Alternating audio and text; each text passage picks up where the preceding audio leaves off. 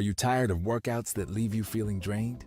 Do you want to push your limits without compromising your health? Introducing NPE, the ultimate pre-workout powerhouse. NPE is packed with natural plant-based ingredients that fuel your body and mind. We're talking about sustained energy, enhanced focus, and accelerated recovery. All this while giving your immune system a powerful boost. But NPE doesn't stop there. It also stimulates circulation, enhancing blood flow throughout your body. And it doesn't just improve your workout performance, it also boosts fertility and sexual drive in both men and women. Whether you're a seasoned athlete or just starting your fitness journey, NPE is here to help you reach new heights. Don't settle for sluggish workouts. Unleash your inner athlete with NPE. That's natural performance energy. This is not your ordinary pre-workout supplement. Our clients will tell you NPE also stands for natural power, peak performance. Every workout.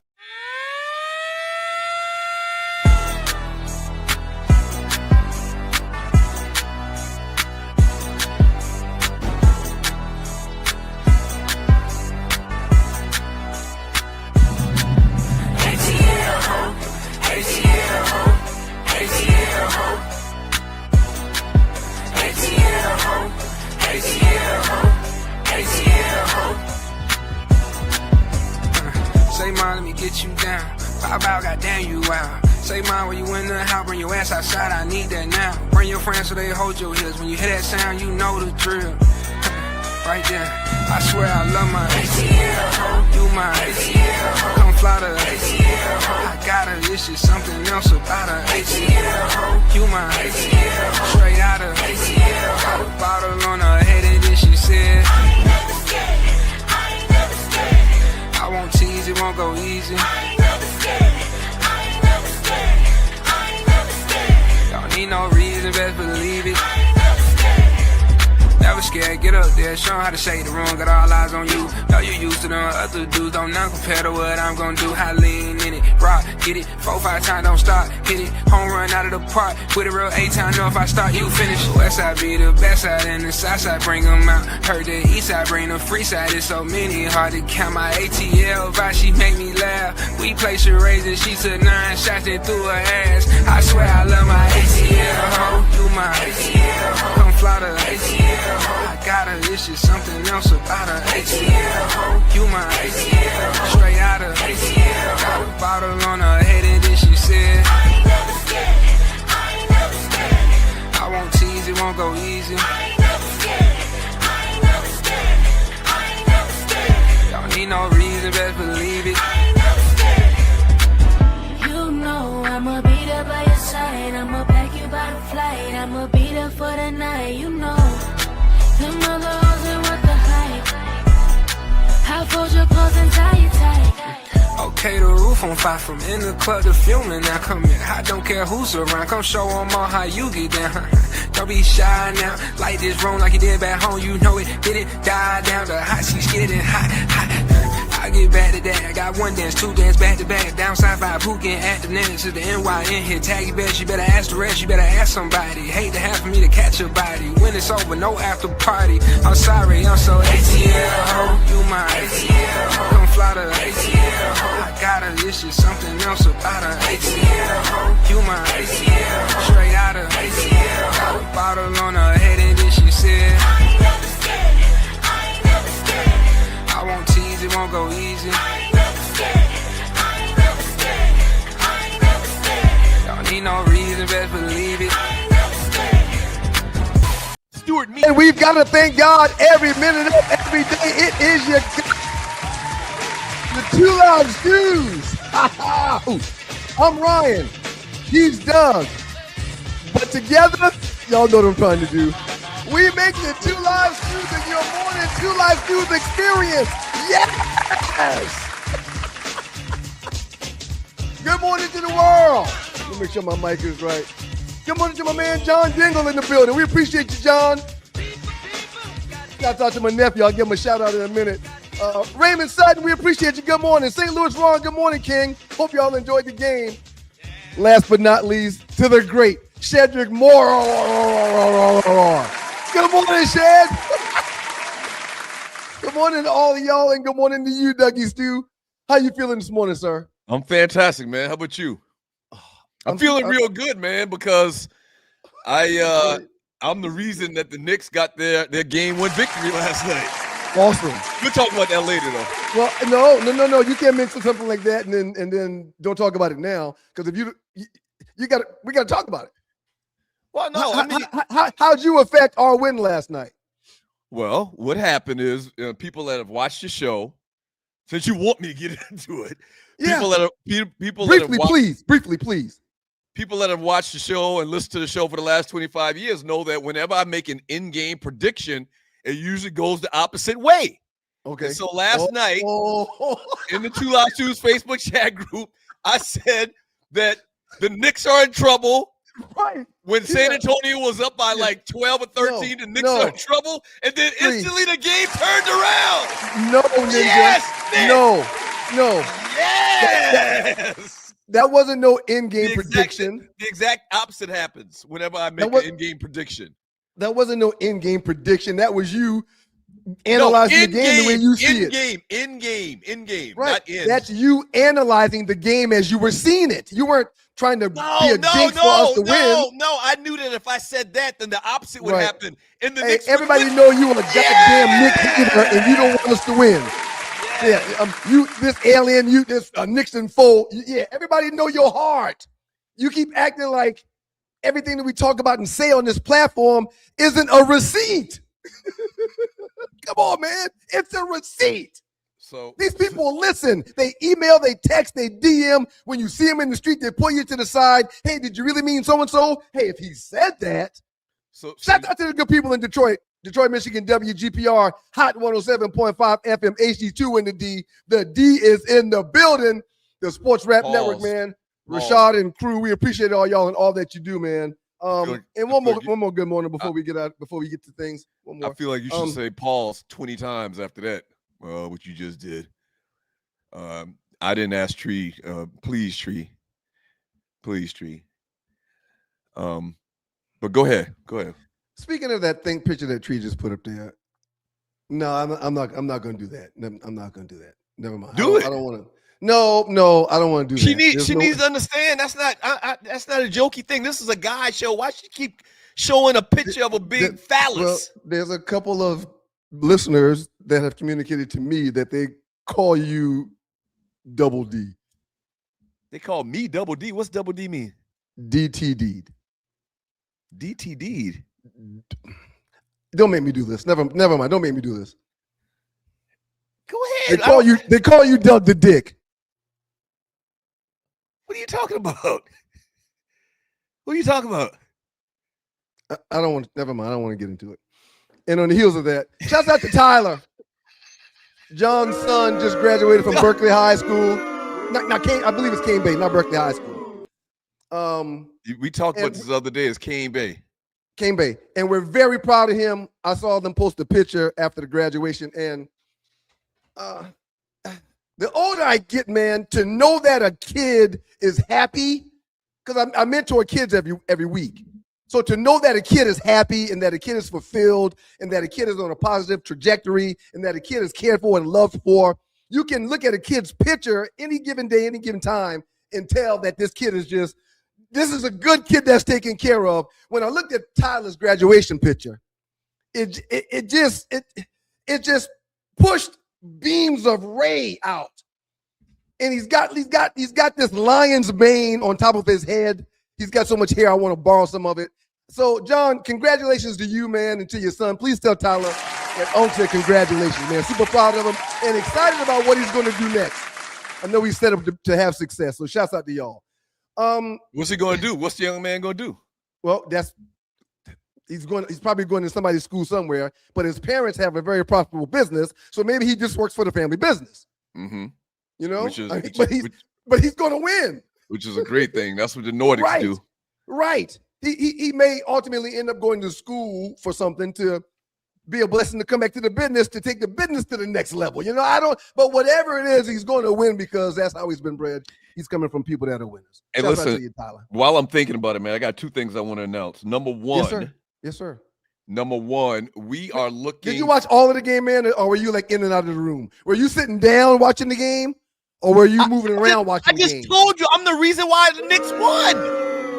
Shut up. I'm the reason why the Knicks won. Everybody that's people that have listened to the show for an extended period of time, 15 years ago, 20 years ago, they know that when I make an in-game prediction. Leave that up, Tree. They know that when I make an in-game prediction, the opposite usually happens. So I said, you know what? I'm going to say the Knicks are in trouble because at the time they were losing by like 12, and they'll be able to come back and they'll win. And that's exactly what happened. John says that Tyler's about to get into doing HVAC. I had a meeting this week and 2 weeks ago about assisting a brother with not pushing kids in that direction, but kids that don't have aspirations to go to college, pushing them in the HVAC, electrician, plumbing direction, and starting them young because these people are now making 150, 200 grand. Yeah.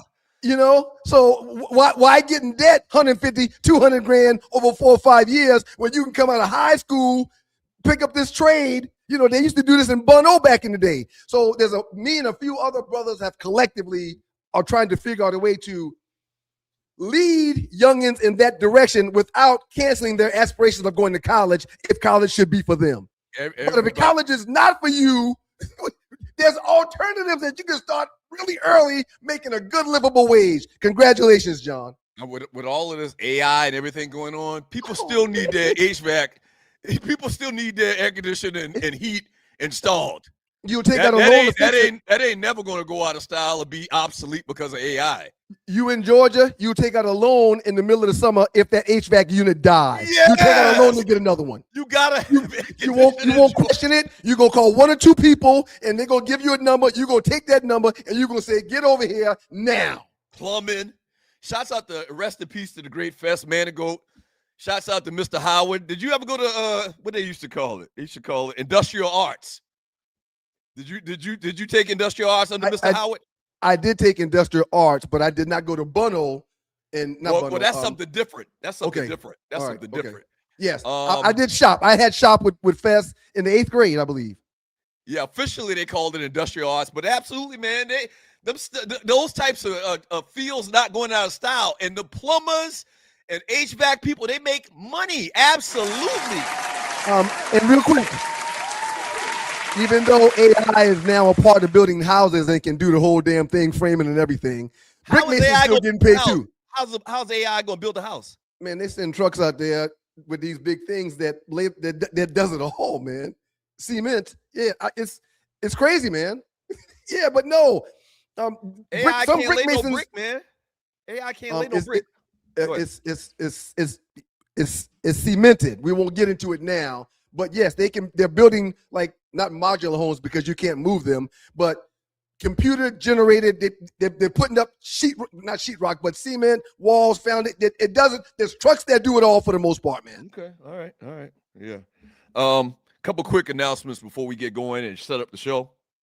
And you're watching the 2 Live Stews Experience. Very excited about today's show, man. Number one, we need an intern. We need an assistant, a mentee for Tree when she's not available or she can't do the show. We need somebody that can come in and push the buttons. So if you know somebody that has the availability on call, maybe a college student, inbox me, sme.dougstewart@gmail.com. That's sme.dougstewart@gmail.com. And I'll give you all of the details. We need an assistant to the great Tree Taylor, our producer for the show. And secondly, I wouldn't say great, okay? I wouldn't say great. Come on. And secondly, this coming Monday, we are ready to announce the 2nd annual Cruise with the Stews. Boy, am I excited. Yeah. I'm so excited, man. The 2nd annual Super Bowl Cruise with your boys, the 2 Live Stews, Doug Stewart, Ron Stewart. Last year was the first year. It was phenomenal. But this year we're starting early. We let you get your deposits in. It's going to be bananas. Anything changing? Can you give out any other details, or you really want to wait? Is that the ultimate tease, or just a slight tease? No, that's the ultimate tease. We're gonna wait till Monday. We got everything mapped out, but we just want to kind of tease it a little bit. Monday we'll give you all of the details. on how you can book your trip for the second annual Cruise with the Stews. Okay. For the Super Bowl. And don't forget, fellas, don't forget this year, the Super Bowl in 2027 in January, February 2027 falls on Valentine's Day weekend. Awesome. So you can two kill birds two birds with one stone. Wait. So not only can you kill two birds with one stone, if it's a situation where you don't want to be with your old lady for Valentine's weekend, it's perfect. I'm going with the Stews to watch a game. You can't tell your old lady that you're going to. Of course not. Of course not. No, that's just between you and yeah, no, of course not. Okay. But if that's your alternative, then you win. Right. Okay. Arleywood coming up a little bit later with the Arleywood Report. Arlie is actually the administrator of the cruise shenanigans, so maybe she'll tease it a little bit too. Last 48, the biggest memes in the Two Live Stews Facebook chat group over the last 48 hours. Share. You ain't it, Terry. Share, like, and subscribe to the show is very, very important. And also, if you'd like to donate to the show, look to the bottom of the chat. Put your crooked ass finger down, man. What happened to your finger? Damn, you got an ugly ass middle finger. Don't do that again. Look to the bottom of the chat. Look to the bottom of the chat to the right. There's a dollar symbol or a heart symbol based on when you're watching. And donate to the show. Help us keep the lights on. We greatly appreciate it. Hey, man, there goes the QR code right there, too. If you're on your computer, you can just pull your phone out and, I was blessed. And donate through Cash App, which is the preferred way as well. I was blessed and burdened to play ball for a living, man. So my bones ain't straight like yours that hadn't been worked and grueled and stepped on and used to grab and pull down people that's 2 times my size. Yeah, my fingers and joints are a little bit different than yours. If you haven't been listening. It is summertime, y'all. And good morning, everybody that's on the show. It is summertime. Tree mentioned during the show how there's a $1 movie situation going on this summer for families and parents. I believe that it is in the chat someplace. If not, she'll put it back in there. Are you sure about that, Tree? Well, give me the thumbs up. We talked about this for 10 minutes this morning. We talked about it, but I don't know if it's accurate. But why would you take any time to delay the another minute we got left? I just want to make sure to do that. We made sure during the meeting, which is when we have the meeting. I want to get thumbs up that she wasn't joking. Do you think how do you think that's possible to have that they'll let you go on these movies for $1? When I spent $70 last weekend watching the worst movie in the history of the world. They don't care. The popcorn. They don't care if they're gonna make $1 off the movie or $20 off the movie. What they're gonna make $250 off of is alcohol, popcorn, and nachos. Alcohol?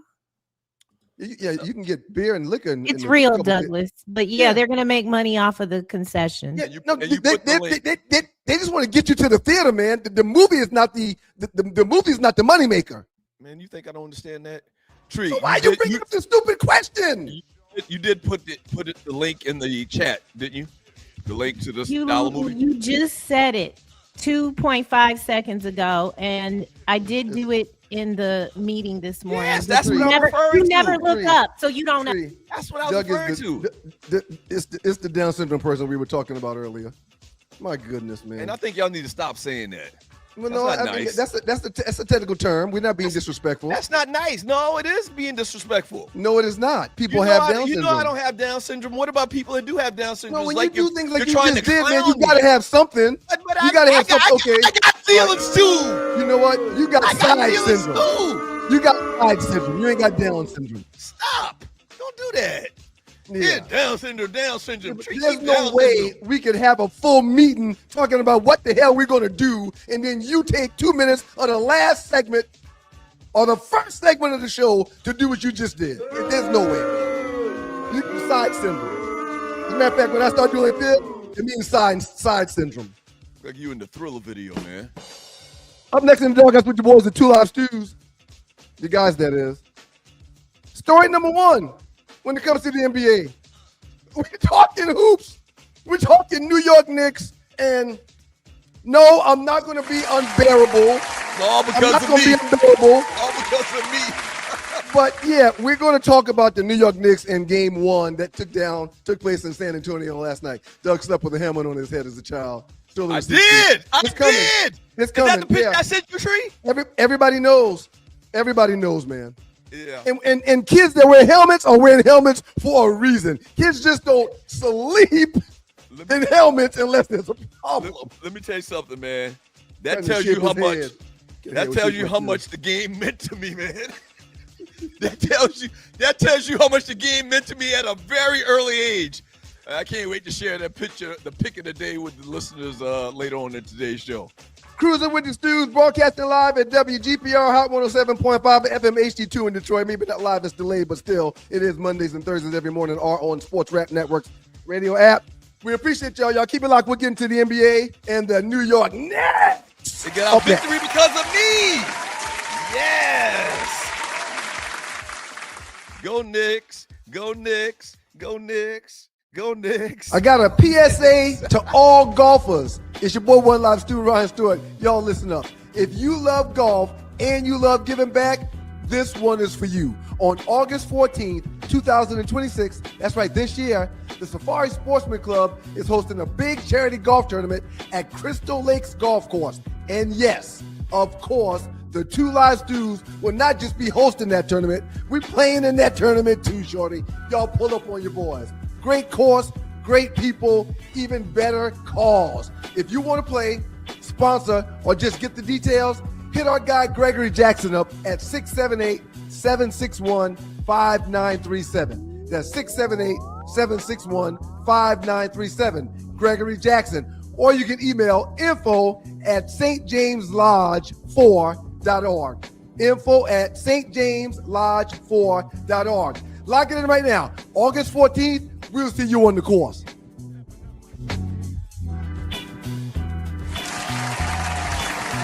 Welcome back to you guys, the Two Live Stews. I'm Ryan, he's Doug, but together with the Two Live Stews, and this is your Two Live Stews experience. Shouts out to the beautiful people in Detroit, Michigan. WGPR Hot 107.5 FM HD2 in Detroit. The Sports Rap Network is in the building.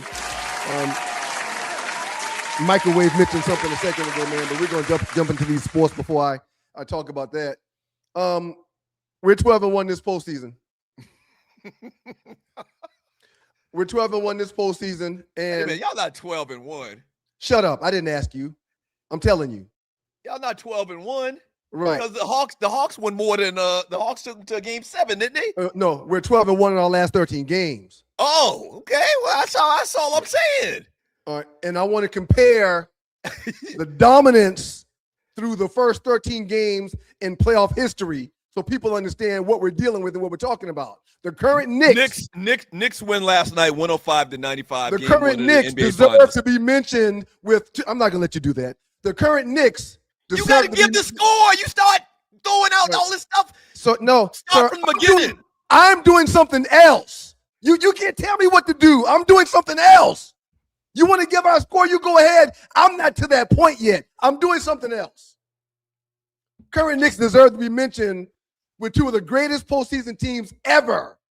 They're not there yet, but statistically, they're tracking closer than most people realize. The 2001 Lakers went on a 15-1 run, had a winning percentage of 93, and won the championship. The 2017 Warriors. The Knicks ain't won a championship in 50 years with the Lakers. The 2017 Warriors, 16-1. 94% winning percentage, and they won a championship. And now the 2027 Knicks are on a 12-1 playoff win streak, winning at a 92% clip, and the championship is to be determined. Those same two teams had an average margin victory. The Warriors, 13.5. The Lakers, plus 12.8. The Knicks are right now at plus 13. We're playing some of the best basketball that's been played in decades. Came into that game last night with a plus 260-point differential and added 10 more. Listen, versus the Western Conference champs. Oh, Western Conference basketball and Eastern Conference basketball is different basketball. Even though they beat Philly, who beat Boston, there's no basketball being played in the East. Here's the thing, man. Here's the problem with you New York Knicks fans. It's not the team. It might not even be the organization. It's the fans. I know there's still a lot of basketball to be played. I know that. Y'all are insufferable. I know there's a lot of basketball to be played. I posted when I posted last night in the 2 Hours Facebook chat. I'm not done with my numbers either. You can overtalk me, but I'm not done with my numbers. Go ahead, man. No, you go ahead. I'm listening. Finish. Go ahead. Say what you're gonna say. Oh, I was going to make the point. I posted in the chat group last night that the Knicks were – I did all of this on purpose so that the Knicks would win. But I posted in there that the Knicks were in trouble, you know, when the Spurs were up by like 12, 13, something like that. Somebody, I'm assuming they're from New York, posted in the comment, they posted a eggplant emoji. You know what that stands for, right? Penis. I told you they call you DTD. You think I'm joking. You think I made that up for radio? They posted eat a eggplant, whatever. And I see all of these videos of these Knicks fans. Y'all are very vulgar. Y'all are very vulgar. Not just the men, the women too. Like they're caught on video saying all of these vulgar, explicit things about the people that are rooting against the Knicks and whatnot. It's what's wrong with y'all? Hey, can I get back to the basketball now? That 2001 Lakers team I talked about had Shaq protecting the rim, Kobe locking down perimeter scorers, and held opponents under 95.9 points in playoff games. That 2017 Warriors team I was just talking about had Draymond Green anchoring everything, switchable at every single position, and they were a top playoff defensive rating team. Well, now this 2026 Knicks team, OG Anunoby and Mikal Bridges may be the best defensive wing duo in basketball right now. Josh Hart rebounds like a true power forward, and Towns has held up a surprisingly well defensively effort while dropping threes, assisting on the pass, and bringing the ball up. Oh, yeah. And the Spurs just scored 95 points. Every game? Are we going to have to go through this every game? Hey, man. Are we going to have to go through this every game? You've been talking for 10 minutes about secondary bullshit stats. I would have been done by now if you would have given me my piece, but you stopped to contribute three things that really didn't fucking matter. Okay? But as a Knicks fan for 50 years, for us to be doing something we hadn't done in 50 years, I want to talk about my team. I think you need to slow your roll, too. Oh, there's a lot of basketball to play. Because I'm only talking about what happened last night. I want to make sure you understand that point. That's one game. No, time out. So slow down a little bit. Right. Slow down a little bit. Hey, man, we talk about these sports, and it's one game I get to talk about that just so happened last night. Back to what I was saying. That 2017 Warriors team, KD, Steph, played Draymond. Back to what I was saying. 15-point per game. That 2001 Lakers team, Shaq and Kobe. What I'm saying is this ain't good radio. This is too much. This is not good radio, man. No, it's too much for who? Matt Ross. For a Lakers fan whose team don't do nothing and they talk about signing AR-15 to a $40 million per year contract and not giving LeBron no more money? To who? I'm turning my mic off. Go ahead. In closing, this 2026 Knicks team has Brunson at 27 campaign points. Speech. This is not a campaign. What do you mean in closing? When you have to use the phrase in closing, it's too damn much, man. Come on, sir. It's one game. Come on with all this bullshit. That may be one of the smartest things you've ever said. If you have to say in closing, you're talking too much. Talking too much, man. Come on, son. Okay. Hey, no. Hit the it's soft one music, game, man. Hit the sad music. Please hit the sad music. Hit the sad music. I don't think we got his sad music. No, there's some kind of melody or something that you can play. There we go. Thank you, Tree. It's some bullshit, man. It's one game. It's a 7-game series. You done gave us a goddamn 30-minute soliloquy. No, please let me do this. Please let me do this. Not to you, but to the listeners that's listening or watching the podcast, I want to apologize. Doug is right. I'm just really excited, and hey, champ, I'm not in here. I know I'm you're not in here. About your team, Can you shut up so I can apologize? What is wrong with you today, man? Is it you on the gummy or is it me? It's me. Act like it. That's what All it right. is. I want to apologize Truth because comes out. the last thing I want to do is to seem abrasive and to be compared to terrible fans of sports teams all around the country. Y'all are the worst. I'm trying to figure. Tree, do this poll. Who's worse? Whose fans are worse? Knicks fans or Dallas Cowboy fans? Let's do that poll. That's today's poll. And put Lakers fans up there too. Choice 1, 2, or 3. We got 17 championships, man.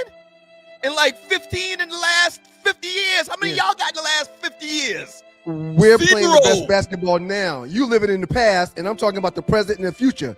You living in the past, man. Why are you looking back? You can't move forward looking back. When you're running a race, even though you didn't run track, so you wouldn't know this, like me, who did run track. When you're running a race, if you're looking backwards, you can't possibly run fast as you can straight ahead. In football, if the receiver is running, man, stop it. I'm not looking back. I'm looking forward, man.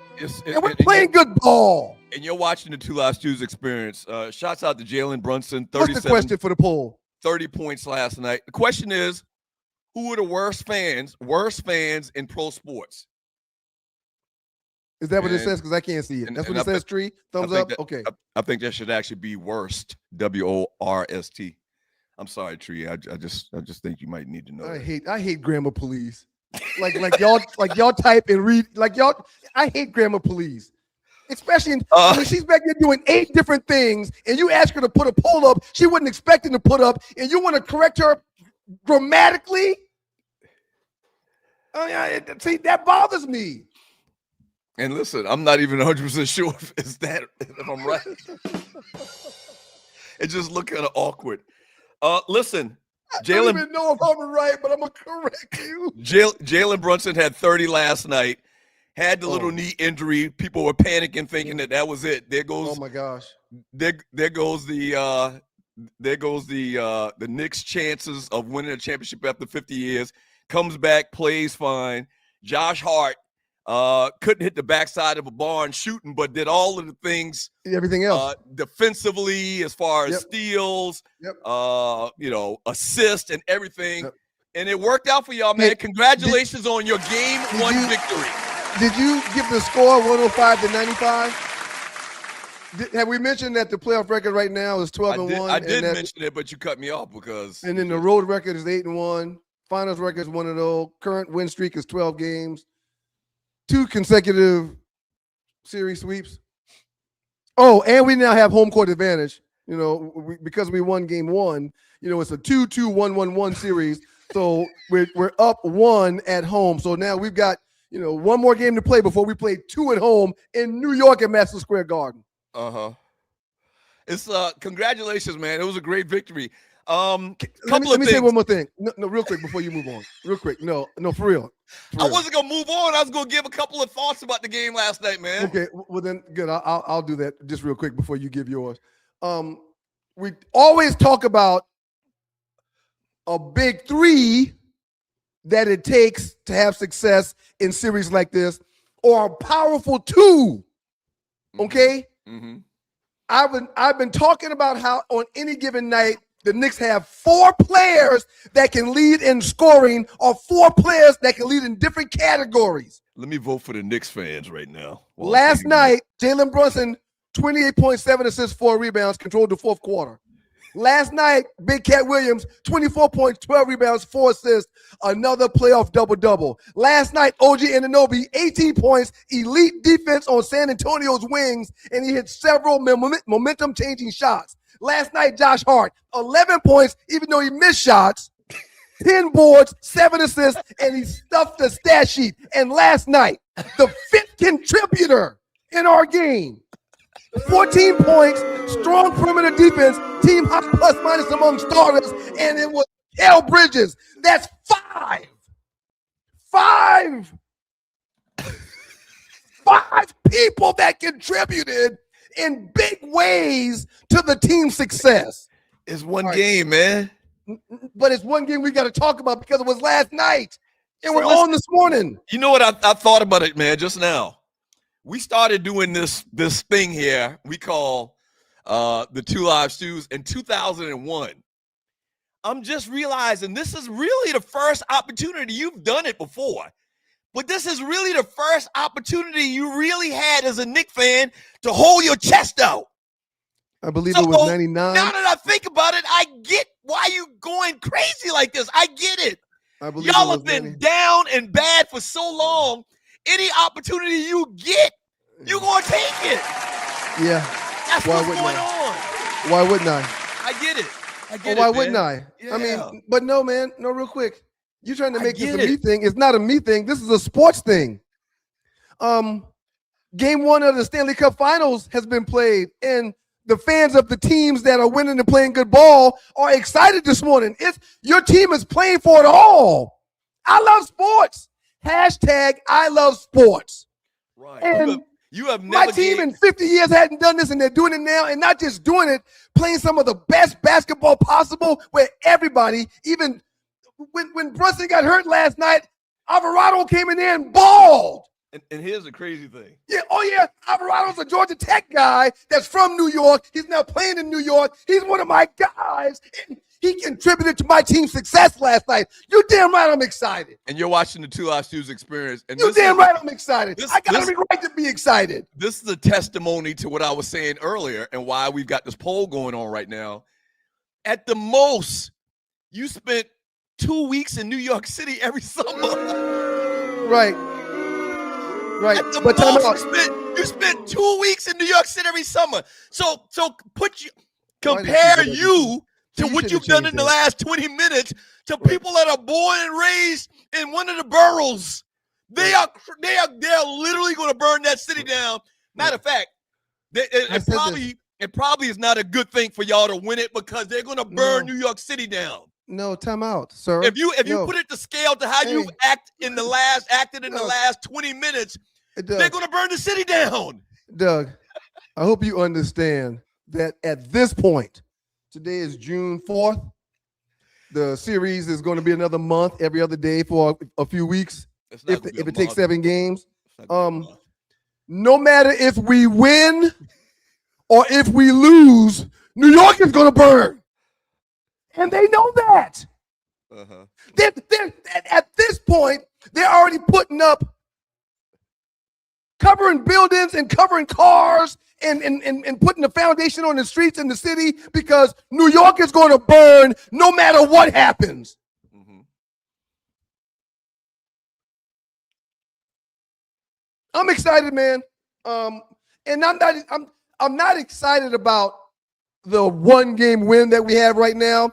I'm excited that my team is playing consistent basketball. That was the first game in 23, 24 days. All jokes aside, They played 4 games in 23 days, man.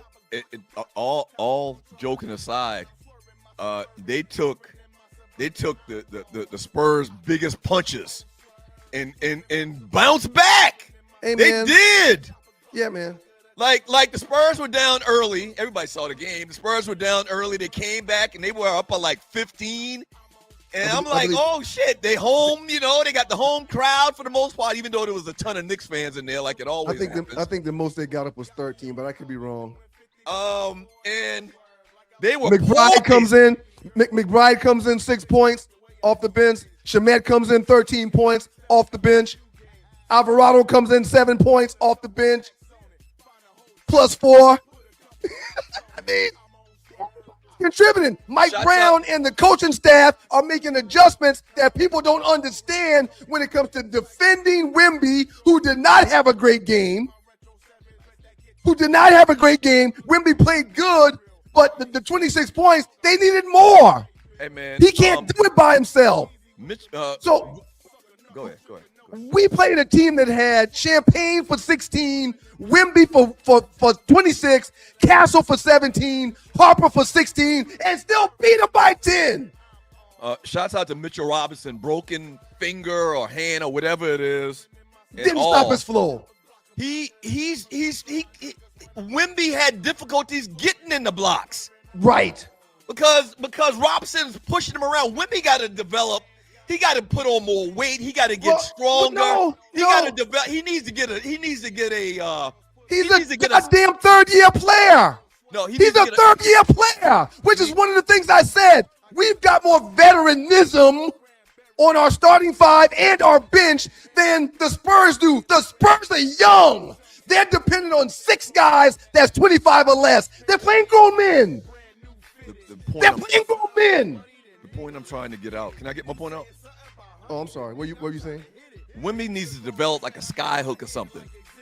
He Like, had 26 points. It ain't his shot selection. He had 26. He's shooting too many damn threes, and that's just one game. I don't. He got threes in his bag. He got him there. He did last night what he did in the previous series to get them to the finals. Oh, but that's not good enough now. He's playing a more complete team, which is what I've been talking about. It's just one game, man. It is. It's one game I got to talk about. And we're only talking about the last game. It's not good. I'm not talking about stuff that hadn't happened yet. Up next in the Dog Guys with your boys, the Two Live Stews. Shouts out to Detroit. I thought it could have been y'all, Detroit, but y'all too young too. Y'all's future's bright, but it's the Knicks right now. Myles Garrett in the world of the NFL, man. Huge trade news, and not just with Myles Garrett. Tons of huge football news in the National Football League. You really showed your ass this segment, man. No. All I did was tell the truth. I didn't lie about nothing. I didn't make up anything. I didn't lie about anything. Right. You didn't let me get a word in edgewise. That's a lie. You stopped me 4 times. I tried to. You stopped me 4 times. If this was the Lakers, I wouldn't have said a word this first segment because you deserved that. But you and I are different. Hey, you and I are different. Hey, Tree. If this was the Lakers, you would have been insufferable. How do I know? Because we've done this shit for 25 years. What's the tally on the poll, Tree? We gotta go to a break. The polls changed like 8 times. Because I went in, I don't know. It's not working now. What? Okay, it was working fine until you chastised her for no reason, and she tried to acquiesce to you like she always does. So now the poll's gone. He was right, but only because we added the Lakers. If it was just the 2, then it would have been worse. Oh, okay. But I'm sorry. Can we start it over? Because I really want to see what the people got to say in this poll. I thought you were tired of talking about it. Right. No, I want to see if the people agree with me. I want to see if the people agree with me that you're insufferable. Hey, man, and that Knicks fans are insufferable. NFL free agents up next. Huge news for LA. What does that mean for their futures? Who's going to win the Super Bowl? And we'll get back to you here shortly. Two Live Stews experience. Like I'm not supposed to be happy. Man, LeGuck some goo. Yeah, I'm happy. I'm supposed to come in here on a day like today, one of the best days I've had in 50 years as a Knicks fan, and act like I'm not happy? LeGuck some goo. What up, folks? It's your boy Doug Stewart, one half of the world famous Two Live Stews. Now, what I do in my daily life is I work in the financial services industry. In particular, I sell life insurance, okay? I do retirement planning, investing as well, but really I focus on life insurance. You need somebody that you can trust to sell you a life insurance policy, to get you the right life insurance policy. I'm your guy. Y'all know me from these streets. I'm somewhat of a public figure. I'm not going to do anything wrong to damage my reputation at all right? So if you need life insurance, your mama need life insurance, your kids need life insurance, holla at me. Holla at your boy, all right? 678-770-8073. That's 678-770-8073. I've been doing this thing a long, long time. I've hired, trained, and managed employees and agents in the life insurance industry. Holla at your boy. I got you covered. You good. 678-770-8073. I got you. Welcome back, it's you guys, the Two Live Stews. I'm Ryan, he's Doug, together with the Two Live Stews, and this is your Two Live Stews experience. Good morning, y'all. Shout out to everybody in the beautiful city of Detroit, Michigan. That weather should be breaking now. It should be warm during the days now in the D. Shout out to you, WGPR Hot 107.5 FM HD2 in Detroit. The Two Live Stews are in the building. Okay, man. I feel, I know, I knew the first segment was going to be a lot, but that's past. We can move on. I'm still excited, and I've got more numbers to talk about, but I got it off my chest now, and this next story that we're going to spend some time on is a huge one as well. It's, as a matter of fact, it's The NFL is hilarious because they find a way to stay relevant even during the dog days of summer when they ain't got nothing going on in the NFL. Mm-hmm. And little stories like this drop, little stories like A.J. Brown drop, little stories start dropping mysteriously out of nowhere for the NFL during their down period, and it makes it great, man. I love sports. Hashtag I love sports. What did you think when you heard that Myles Garrett was traded to the Los Angeles Rams? Plain and simple. It's just real easy. Cleveland is Cleveland. That's the first thing I thought. Damn Cleveland. Damn Cleveland. That's the first thing I thought. And the second thing I thought was the Rams are one of those franchises that the last few decades find a way to make themselves relevant every 5 to 6 years. They're a winning franchise. They're an organization that understands how this whole thing works. They're an organization that understands winning now should always be our priority. That's how they move. Trades like this never happen in season. I've seen everybody mention that. That's the first thing I thought when it came across the ticket that the Browns traded Myles Garrett to the Los Angeles Rams. Is back in the day, I don't remember in-season or off-season trades like this where you know what? I guess there was. They keep comparing it to Reggie White. Reggie White got traded.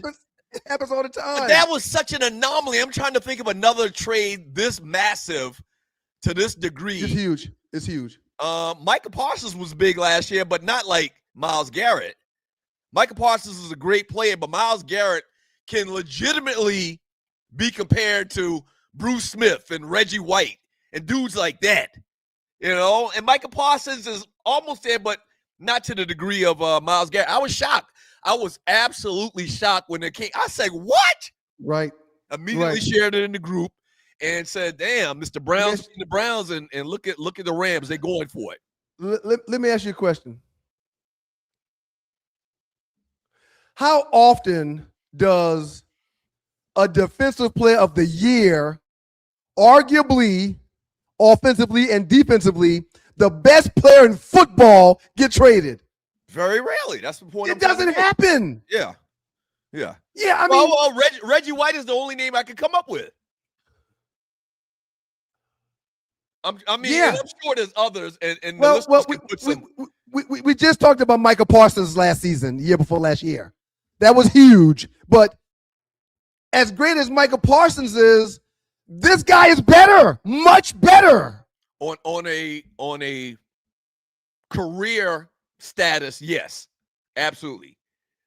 Like who will get more votes? Like if they had right now a vote for Hall of Fame, like who would get more votes, him or Micah Parsons? It'd be Myles Garrett easily. And no question to me. No question to me. Yeah, he's no unblockable, man. The Rams acquired Myles Garrett from the Cleveland Browns, one of the biggest trades of the 2026 offseason. The Browns received the package that included young pass rusher Jared Verse and a future draft compensation. They now have the most dangerous defensive front in football immediately. Agreed. You know, the Super Bowl is in LA this year. Again, right. So they're going for it. like they're pushing all their chips in the middle of the table and they're trying to win a Super Bowl. Like the NFL's you sack can't block leader, everybody.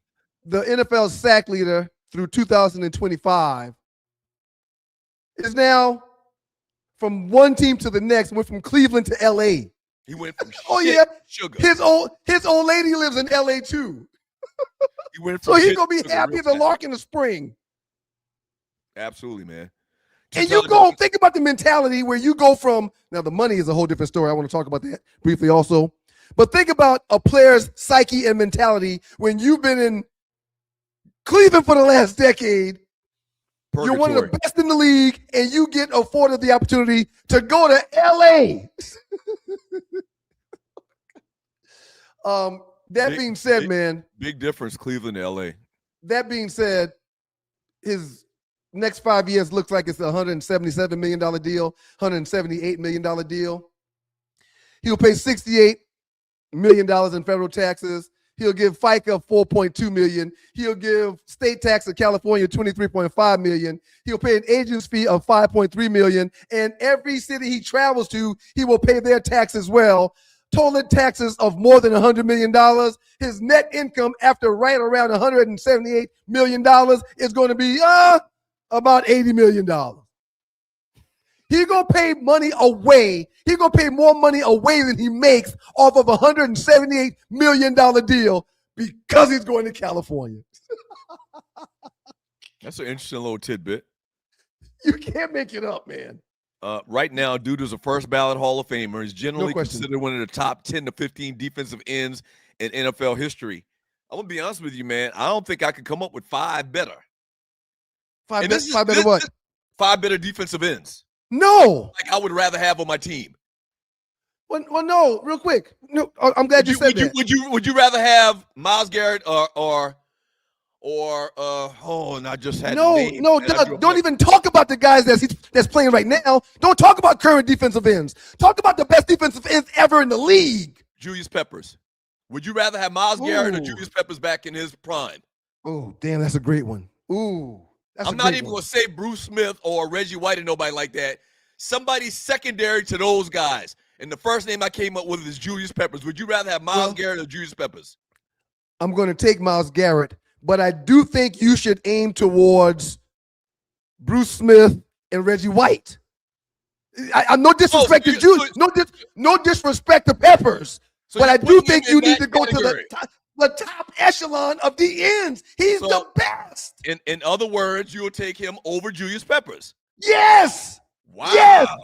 He's bigger than Julius Peppers. He weighs more than Julius Peppers. He's just as fast or faster than Julius Peppers. And Julius Peppers, the first 10 years of his career, hadn't done what this kid has done. One of the most incredible plays I've ever seen in my life. I think it was last year. Defensive back for Cleveland gets an interception. Myles Garrett is running with him stride to side. Defensive backs are usually the fastest guys on the team. Agreed. Like, dude cannot pull away from Myles Garrett running by his side trying to block for him. And there's not a lot of defensive men. Reggie White couldn't do that. Bruce Smith couldn't do that. No. Julius Peppers may have been able to do that. But still, man, I mean, incredible talent.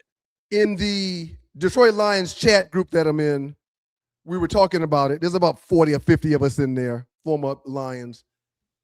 Somebody said that Myles Garrett is the Lamborghini of sports and Verse is the Ferrari. Mm-hmm. So we can't belittle the Verse part of the deal. The Cleveland Browns are getting a very good player, much younger player, but Verse is one of the better outside linebackers in the league. So you didn't get Myles Garrett and fish heads and rice. But Myles Garrett is not the Lamborghini. Compared to Myles Garrett, Verse is like a Buick. So it doesn't happen where 1982 Buick or 2026 Buick. It's one of the new ones because 82 Buick was a shit. I mean, what year was the one you drove? You remember what year you drove? No, it was like 78 or something. 76. Like it was 76. It's a huge trade, man. And Myles Garrett just isn't currently one of the best players in the league. He is truly one of the best players that's ever played the position, and he's 10 years in. They're going to get 5 to 8 more years of what he's doing if he stays healthy, and he's shown to be one of the players that takes care of his health and is healthy. He'll be there for the team to be able to capitalize off of. You know, a lot of times I feel like that we get caught up in nostalgia, and it just seems like that. So we always want to put forth the guy that we grew up with watching is better than these guys today. Agreed. I feel like we always do that, you know, subconsciously. But it's good to see that we're on the same page. We can differentiate. This is 2026, and what me and you agree on, this is the first thing we kind of agreed on today, is that this dude is in the conversation with Reggie White, and Bruce Smith, and Julius Peppers, and cats like that. And so especially right now, the Rams got to be the odds-on favorite. I haven't looked at what Vegas is saying about this move, but they got to be the favorite to go to and win the Super Bowl this year.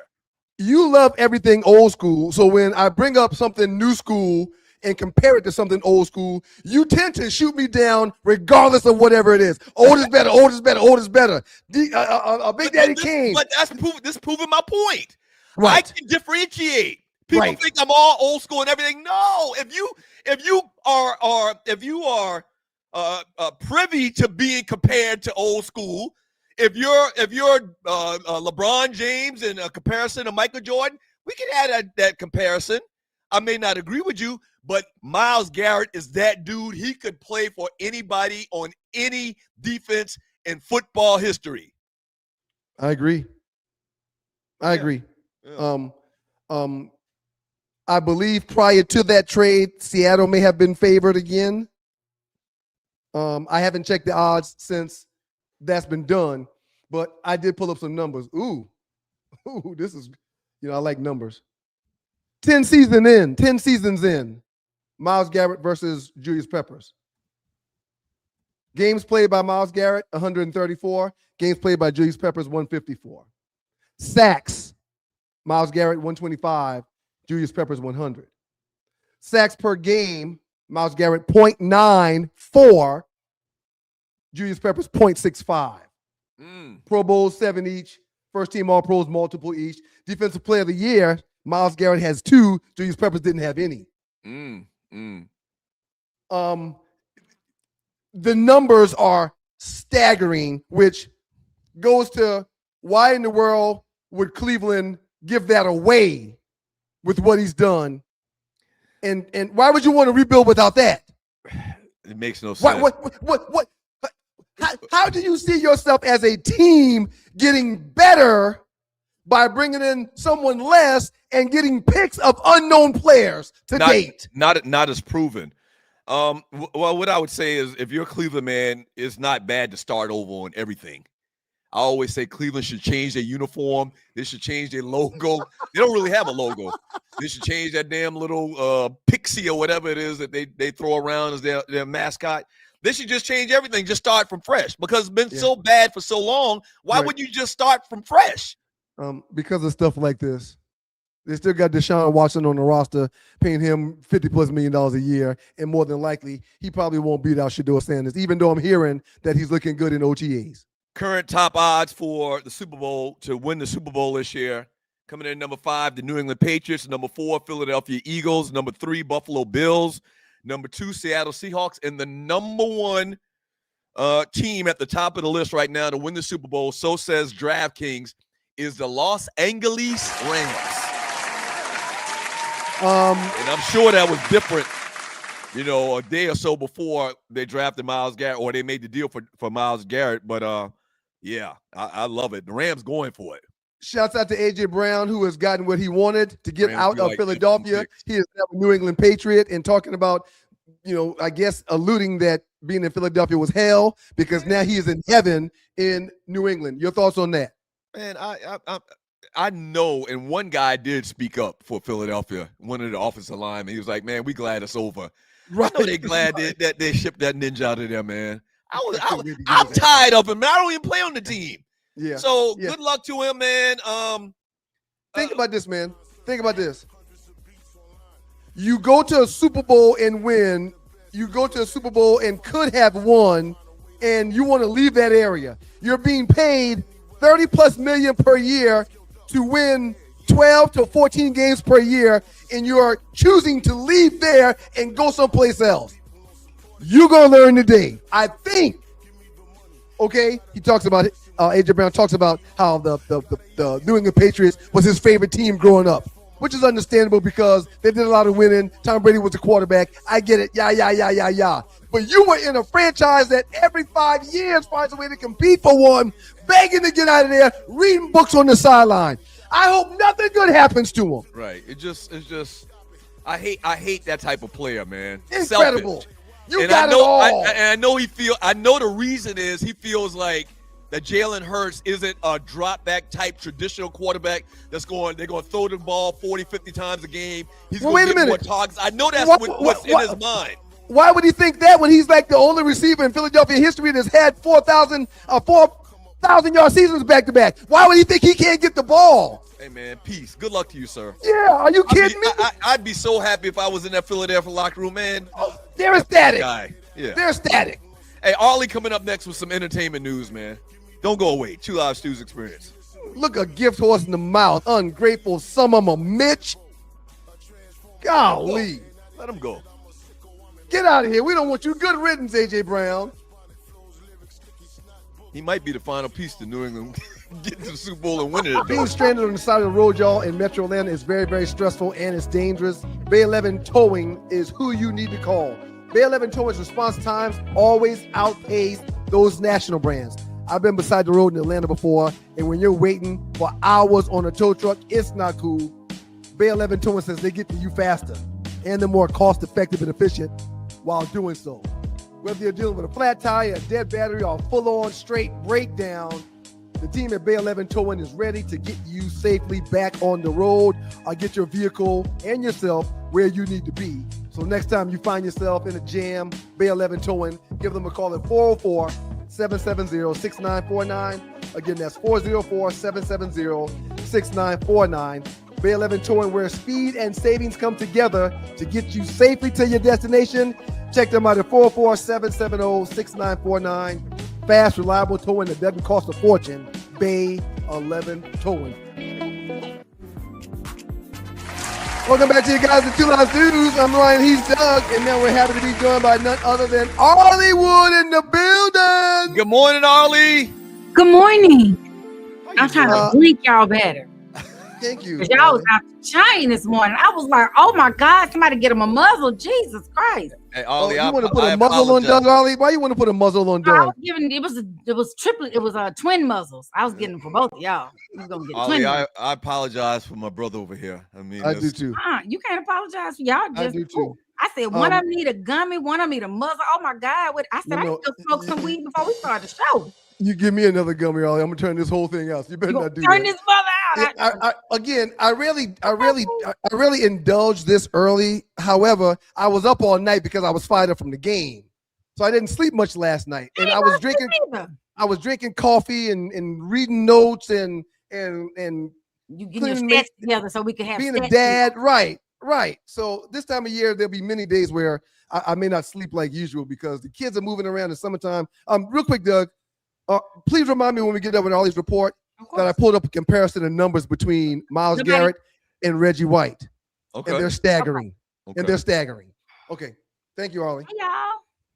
Mm-hmm. So, y'all, it's your girl. Are we going to try to start early? Because we got some stuff. Yeah, let's go. Yes, let's get to it. please, We never let's started go. early. Let's get to it. I do want to say this. We are cruising with the... Yes. What's happening for me, y'all? Hold on. I know I'm wonderful. I know y'all excited in studio audience, but please let her speak. on. Please let her speak. Thank you, y'all. Hold on, studio audience. We're going on the cruise February 12th through 15th. It's gonna be some fun. We're changing ships, though, guys. We're changing ships, but it's still a magnificent ship where we're gonna feel like we're floating on a city on the water. So come and join the second annual, and we might have a treat. Ryan, we have to get back to the first thing we started like months ago. You don't even remember what it was, but we're gonna try to get it together. I don't know if you want me to say it, but I do know. I don't. Okay. All right. Okay. All right. We're gonna try to get that together, though. I put it on my list. Lord, my list just keeps growing. It's like Jesus. Yeah. But anyway, I like that, Arlie. AM in the AM. I get it. Yes. I was gonna do a show called that, and I started and did like 2, but it's early, child. But I'm gonna come back with my AM in the AM, where I give y'all my thoughts and opinions on stuff on my own channel. But anyway, yeah, it's your girl Arlie Michelle with the Arlie Will Report for the Two Live Stews experience, and I'm so happy to see all the stews and stewettes, the dogs and poodles, the Stew Nation out there. If it's your birthday or you're having an anniversary, graduations, bar mitzvah, Happy birthday to you. Happy birthday to you. Happy birthday. Woo! Sing it, Ryan. Thank Ryan, you. this is what I want to know. Is your mic up real loud? Why was it loud? Because it's like you yelling at everybody. Are you mad at us? That No. gummy's not working. That Not gummy's at all. not working. I beg to differ. I think it's one of the best I've had in a long time. It is not calming you down. Somebody in the chat said you need an indica. Well, no, indica's for nighttime to rest. That's the last thing I'm going to do. I'm straight sativas in the morning or afternoon if I get on. Okay. Oh yeah, I'm looking for gas. We're gonna move on. Okay. Yes. Thank you for your birthday song. That was amazing. Thank So, you. Thank you very much. David, he's known as the voice or silver throat, which we're not gonna pause because we don't know. Silver throat. Damn. His voice is like it's like smooth, and he sings, and he's an actor. Y'all know, he played the daddy on Greenleaf. Y'all know what I'm talking about? Dark skin. Look him up right quick. Is it Issa Rae show? No, Greenleaf is who? Who shows that? that was I don't know the people names on there. I don't I'm know sorry. I shouldn't ask. My bad. I apologize. I forgot who it was. I didn't sleep either because I'm caught up in Euphoria. Oh my God, on HBO. Oh, I couldn't go to I heard sleep. it's good. I heard it's good. I heard that's good. But if you have children, you do not want it'll stress you out about your kids, child. Oh my God, I'm so glad my child grown because them high school children were doing too much. Anyway, Keith David. Okay, thank you, Loose Neck. you're welcome. Oh, I know who that is. I know who that is. Yeah, I like him. They call him Silver Throat or the voice because he voices a lot of cartoons, and they say he voices like all those gaming things too. Yeah. Very recognizable guy. Been in movies for Dead 30 president. years. He took his leg off him. No, I thought that was never mind. Anyway, all this love is waiting for you. Who is it? My baby. Oh, my sugar. DeBarge. Yes. DeBarge is 65 today. I was just singing. I knew the name. I thought everybody knew the name. DeBarge is before Ryan's time. DeBarge is way before Ryan's time. Yep. Okay. Well, gospel legend John P. Key. He'll show up on time. Jesus is real. I know. I'm not familiar with gospel artists like that. No, but you know them songs. 64 today. He is a gospel legend out of North Carolina. Okay. Albert Joseph Brown III. Y'all know who that is? Larry Brown? Is Larry Brown birthday today? Albert? Oh, okay. Albert. I thought you said Brown. Albert. You said Brown. That's her Brown. Albert. I thought you Brown. No clue. I'll be sure. When you want to be Albert. Wow. There we go. I got some for y'all. If you didn't know this, Ryan and Doug. When you hear the name Albert, the last thing you're gonna think is I'll be sure. That's not a real sexy name. No, it's not. That's what the Albert Brown for the B. That was marketing. He changed it to Al Be Sure. Right. Yes, it was very smart. He could have called him Al. She could have called himself Trey Brown or something. Anyway, his son Quincy Brown. They share the same birthday. It's his birthday today too. So Al Be Sure and his son Quincy Brown both have birthdays today. Al Be Sure is 58 and Quincy is 35. That's so cool. I didn't know that. That's dope. I would not want to share a birthday with my child because they're gonna take all the fun out of it. But anyway, Big Worm, actor, Face on Love is 57. Married to Medicine. I like Big Worm. I mean Big Perm. Big Perm. Big Worm. Yeah, Married to Medicine's Dr. Contessa Metcalf, also my Gamma Alpha Sarah, which she's my chapter Sarah, is 49 today. And EJ Johnson, Big EJ, is 34 today. Big EJ. Shout out to you, Big EJ. Bless his heart. This is hard. When he wears like the cute little, if he wears it shaved, his hair short, like a little, like a buzz cut. No, Ollie, don't. Feminine. If he wear like a cute little bangs and stuff, he looks a lot like his mama. Ollie, it's 2026. It's okay. Everything is okay now. So when I wear my wigs and stuff, people talk about me, so it's okay. It's fine. It's okay, and I'm not judging. You know, you love who you love, but there's not a goddamn thing feminine about that guy you just mentioned. Nothing. Well, I saw absolutely nothing. He had good makeup and hold on. There's nothing feminine about EJ? No. You got to. We're talking about Johnson's son. We're talking about Magic's son, man. Who are you talking about? No, he said, look. No, I knew exactly what I'm saying. There is nothing feminine about EJ Johnson. Okay, well, he looks like a grown ass man in women's clothes. Ain't nothing feminine about him. Okay. Okay. Ain't nothing feminine about him. His walk, his makeup, his haircut. No, he looked like a dude, a big dude. Oh, he is a tall dude. We want to send our condolences to the family of Peebo Bryson. Don't do that. Oh, God. Sorry. He did not take that gun, man. I don't care what nobody say. I don't care what y'all say. Y'all lying. I apologize. The gummy is defective. We want to send our condolences to the family of Peebo Bryson, who had a stroke the other day and passed away from that. He's a 2-time Academy Award winner, 2-time Grammy Award winner for both Beauty and the Beast and A Whole New World. And he was on tour, guys, the Golden Touch Tour, celebrating 50 years in music. It was happening right now. So that's gonna, I guess people get their money back.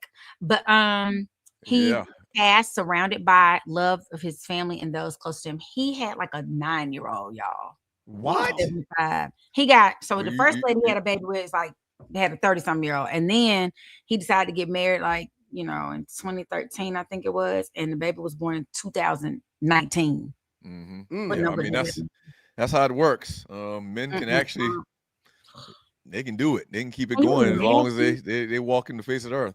I know that's crazy. Yeah, so crazy. But I can't imagine because he's got the means to be a great dad and have the help that it would take for someone that old to have a young child.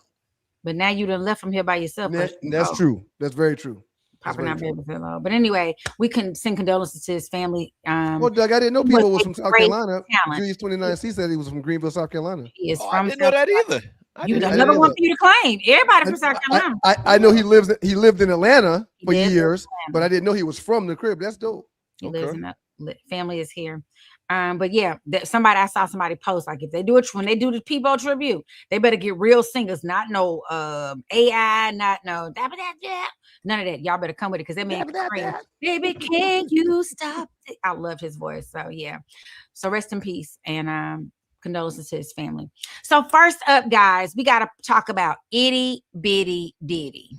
Oh shit. When you say itty bitty, what are you referring to, Holly? Well, so the video of Diddy and this beautiful young lady, Daphne Joy, who is the baby mama of 50 Cent. So y'all know this is about to get real nasty quickly. But some time ago, she had a sex tape with him. It came out. She was threatened with it. She was like, whoever the people were that got a hold to it, somebody sold it. They made the video, they sold it, and then she was like, well, that's revenge porn. So that's illegal for them to publish it. So it went dormant all that time. But it just surfaced earlier this week. And she went and explained that what had happened was, I made some mistakes. I loved him very much. And we all do things we shouldn't have now that we look in retrospect. But the biggest part about this video, well, it's not the biggest part. That's not what's happening. The part about the video is the adult film star in the video. So it's Diddy, Daphne Joy, and this Sly Diggler, who has been 7 years in the adult entertainment industry. He was having sex in front of Diddy with Daphne. And he said, yeah, he's a smaller guy. He said, whatever, I don't know how to put it. But yeah, I mean, he's not that large in that area. You know what I'm saying? I mean, I was trying not to look as much as possible, but it's hard. I would say maybe a couple of inches, maybe 3, I don't know, 3 inches.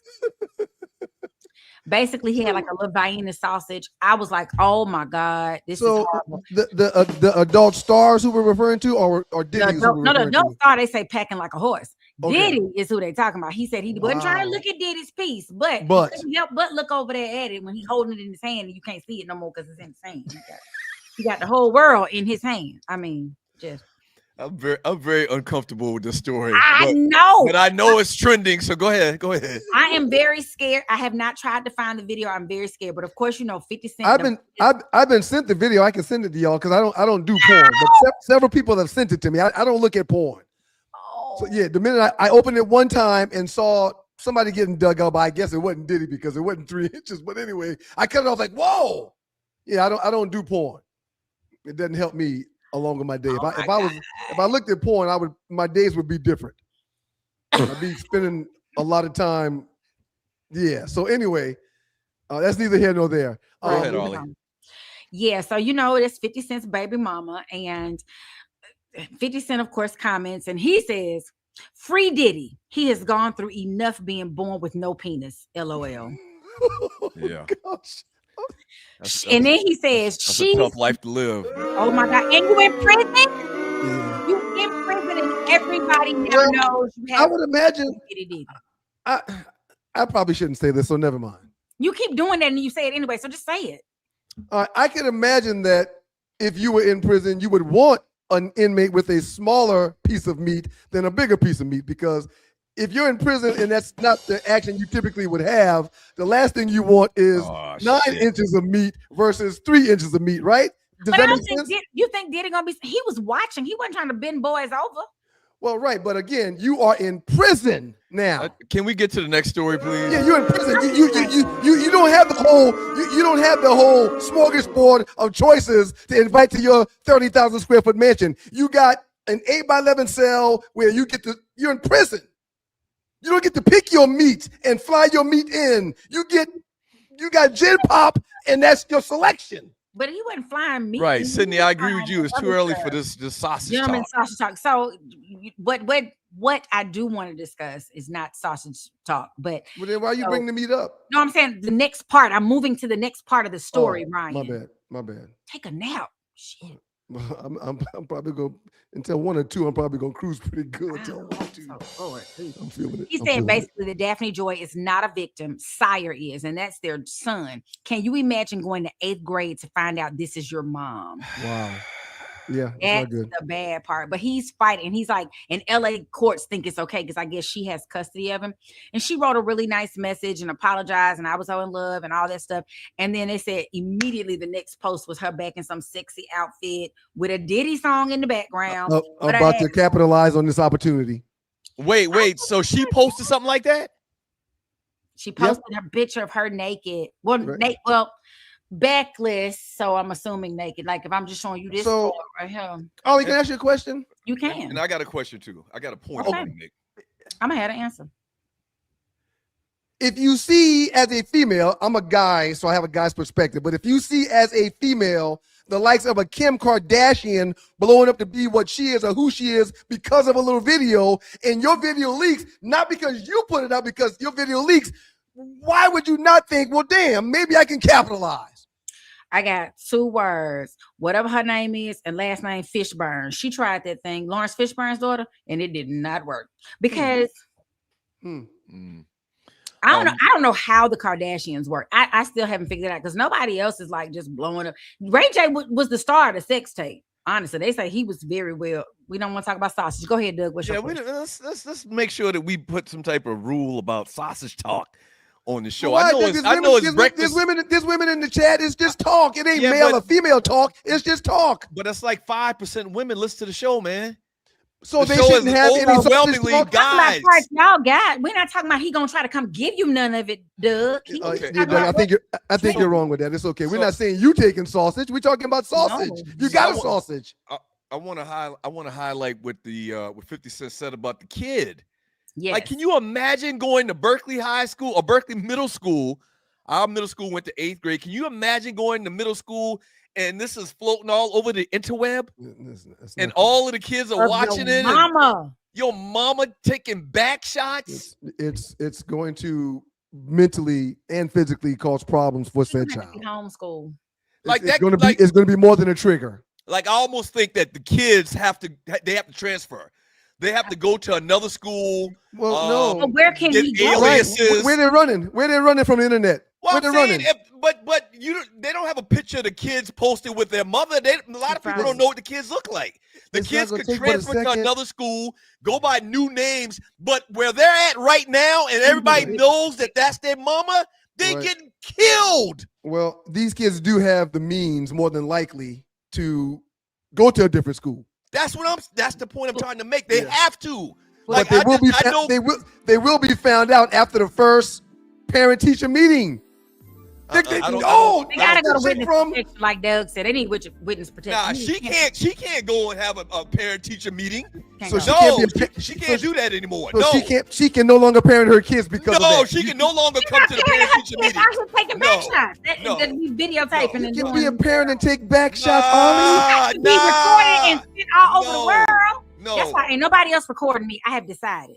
Nobody else? So there's video out there? There's nothing, nobody else? Hey, Nobody else. You made mention of this Phantom tape a couple of times. This film nobody else gets video because I'm scared they're going to use it against me in a court of law. Well, for those that may be listening that may think that there's a video or two that I have access to, they've all been destroyed, all of them. Yeah, your life was over 16, 18 years ago. They've been destroyed for decades. I had a ceremony. Where I burned them in the fire pit. Did you cry?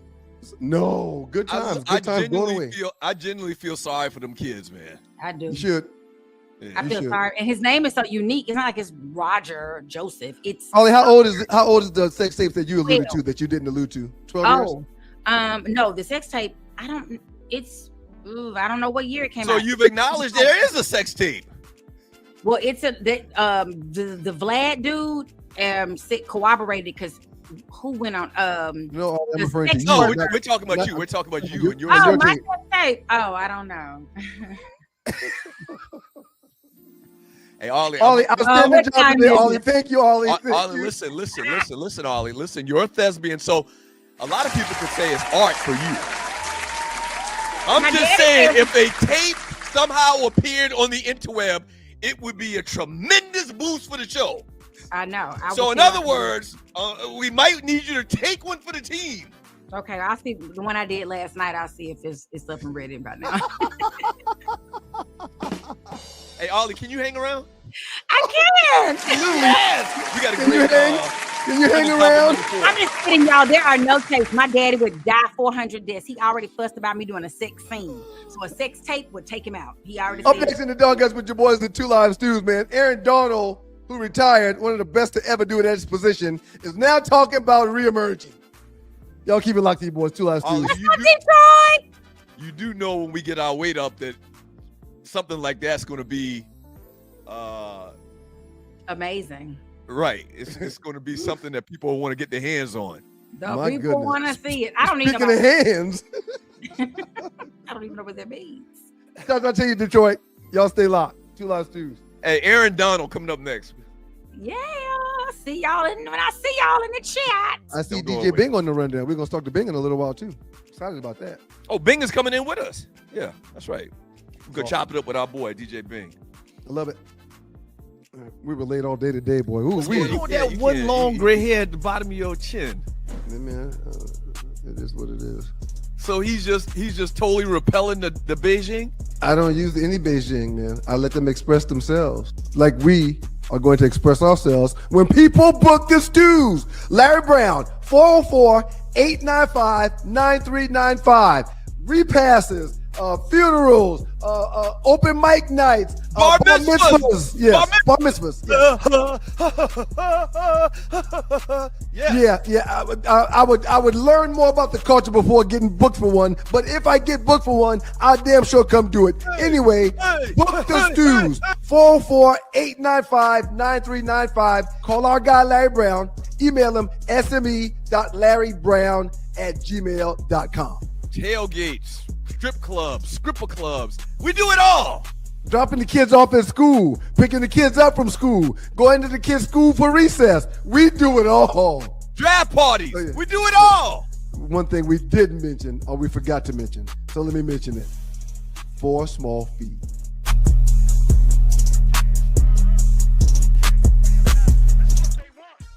You guys, Two Live Stews. He's Doug. I'm Ryan. Together with the Two Live Stews, and this is the Two Live Stews experience. Good morning. We appreciate you being here.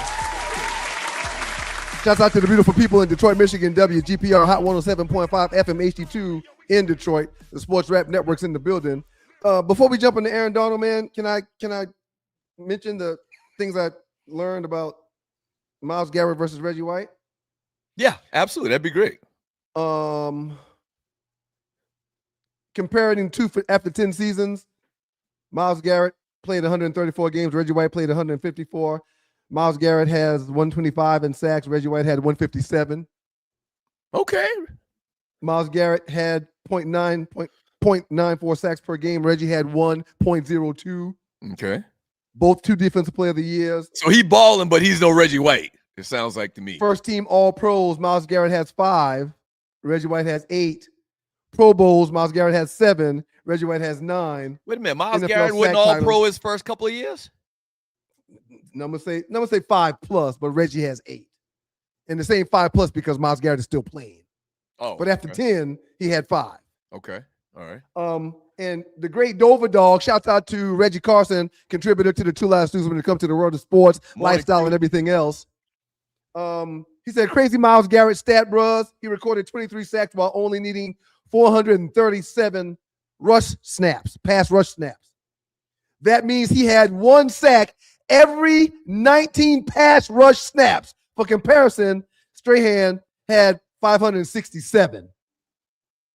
So every 19 plays for the pass rush, he get the sack. Right. So he had less opportunities and got more sacks than Strahan. Yes. Yeah. He plays. Give the numbers on that one more time. He recorded 23 sacks while only needing 437 pass rush snaps, meaning he had 1 sack every 19 pass rush snaps. For comparison, Michael Strahan had 22.5 sacks and 567 pass rush snaps, and TJ Watt had 22.5 sacks after 616 pass rush snaps. So Strahan 567, TJ Watt 616, and Myles Garrett 437. So if they average 65 defensive plays per game, let's just say 70. If they average 70 defensive plays and they run 20 pass rush snaps each time, Myles Garrett's getting a sack every 20 snaps. It just got. I thought I was following you, but it just got real confusing just now. Let's just move on. He's sacking the quarterback more than anyone has, but not more than Reggie White did. Okay, all right, I believe you. Like we talked about earlier, dude has been dominant. As soon as this deal went down, and you're watching the Two Lost Twos experience. Hashtag I love sports. I want to apologize to y'all. Numbers mean something in sports. So when I get stuff like that, it's mind-blowing because I conceptualize it differently. We need a graphic for all you just did. Right. That was too much. You know what? I may start doing that. I'm going to write that down, graphics. That's a good idea.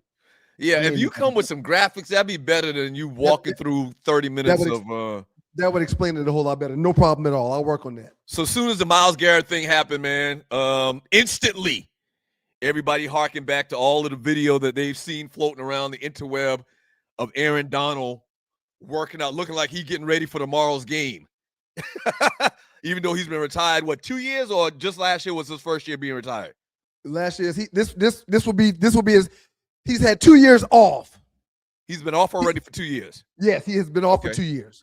10-time Pro Bowler, 8-time first-team All-Pro, 3-time NFL Defensive Player of the Year, Super Bowl champion, 111 career sacks as a defensive tackle. So I had on, while I was working, I had on the TV, and what's the show with Greeny? Get Up. Get Up. They showed this video of Aaron Donald working out like he never retired. He's working out like he's trying to get a deal. Like he was a free agent or something. Sir, he has been doing that since he retired, and there's several athletes that he's invited to his home where he trains them. Several professional athletes. So once again, we got to use you and your experience playing in the NFL as a resource. We need to use that more often. You've been retired now for 20-something years. 27 years. You've been retired for 27 years. Yep. Does anybody when they retired within the first year still working out like they're trying to make the varsity football team in high school, like Aaron Donald is doing? Or is it pretty much everybody shuts it down? There's several athletes that have become obsessed with their stature, their energy, and the way they look. Yeah, but that's far and few between. After they retire, they continue to train and work out as if they're a player to maintain their bodies. And a lot of them don't let go until 4 or 5 years after they've played their last game. I trained for about 5 more years after retirement, thinking somebody was going to call me like it happened in the past. So I was going to be ready if someone called. Yeah, but it's a different situation for Aaron Donald. He's a first ballot Hall of Famer. Well, I'm not the one that's been working out weekly for the last 2 years. It's Aaron Donald. Right. So the question, let's just move on. The question is. Well, I answered your question though. Right. Okay. The question is, do you think he's coming back?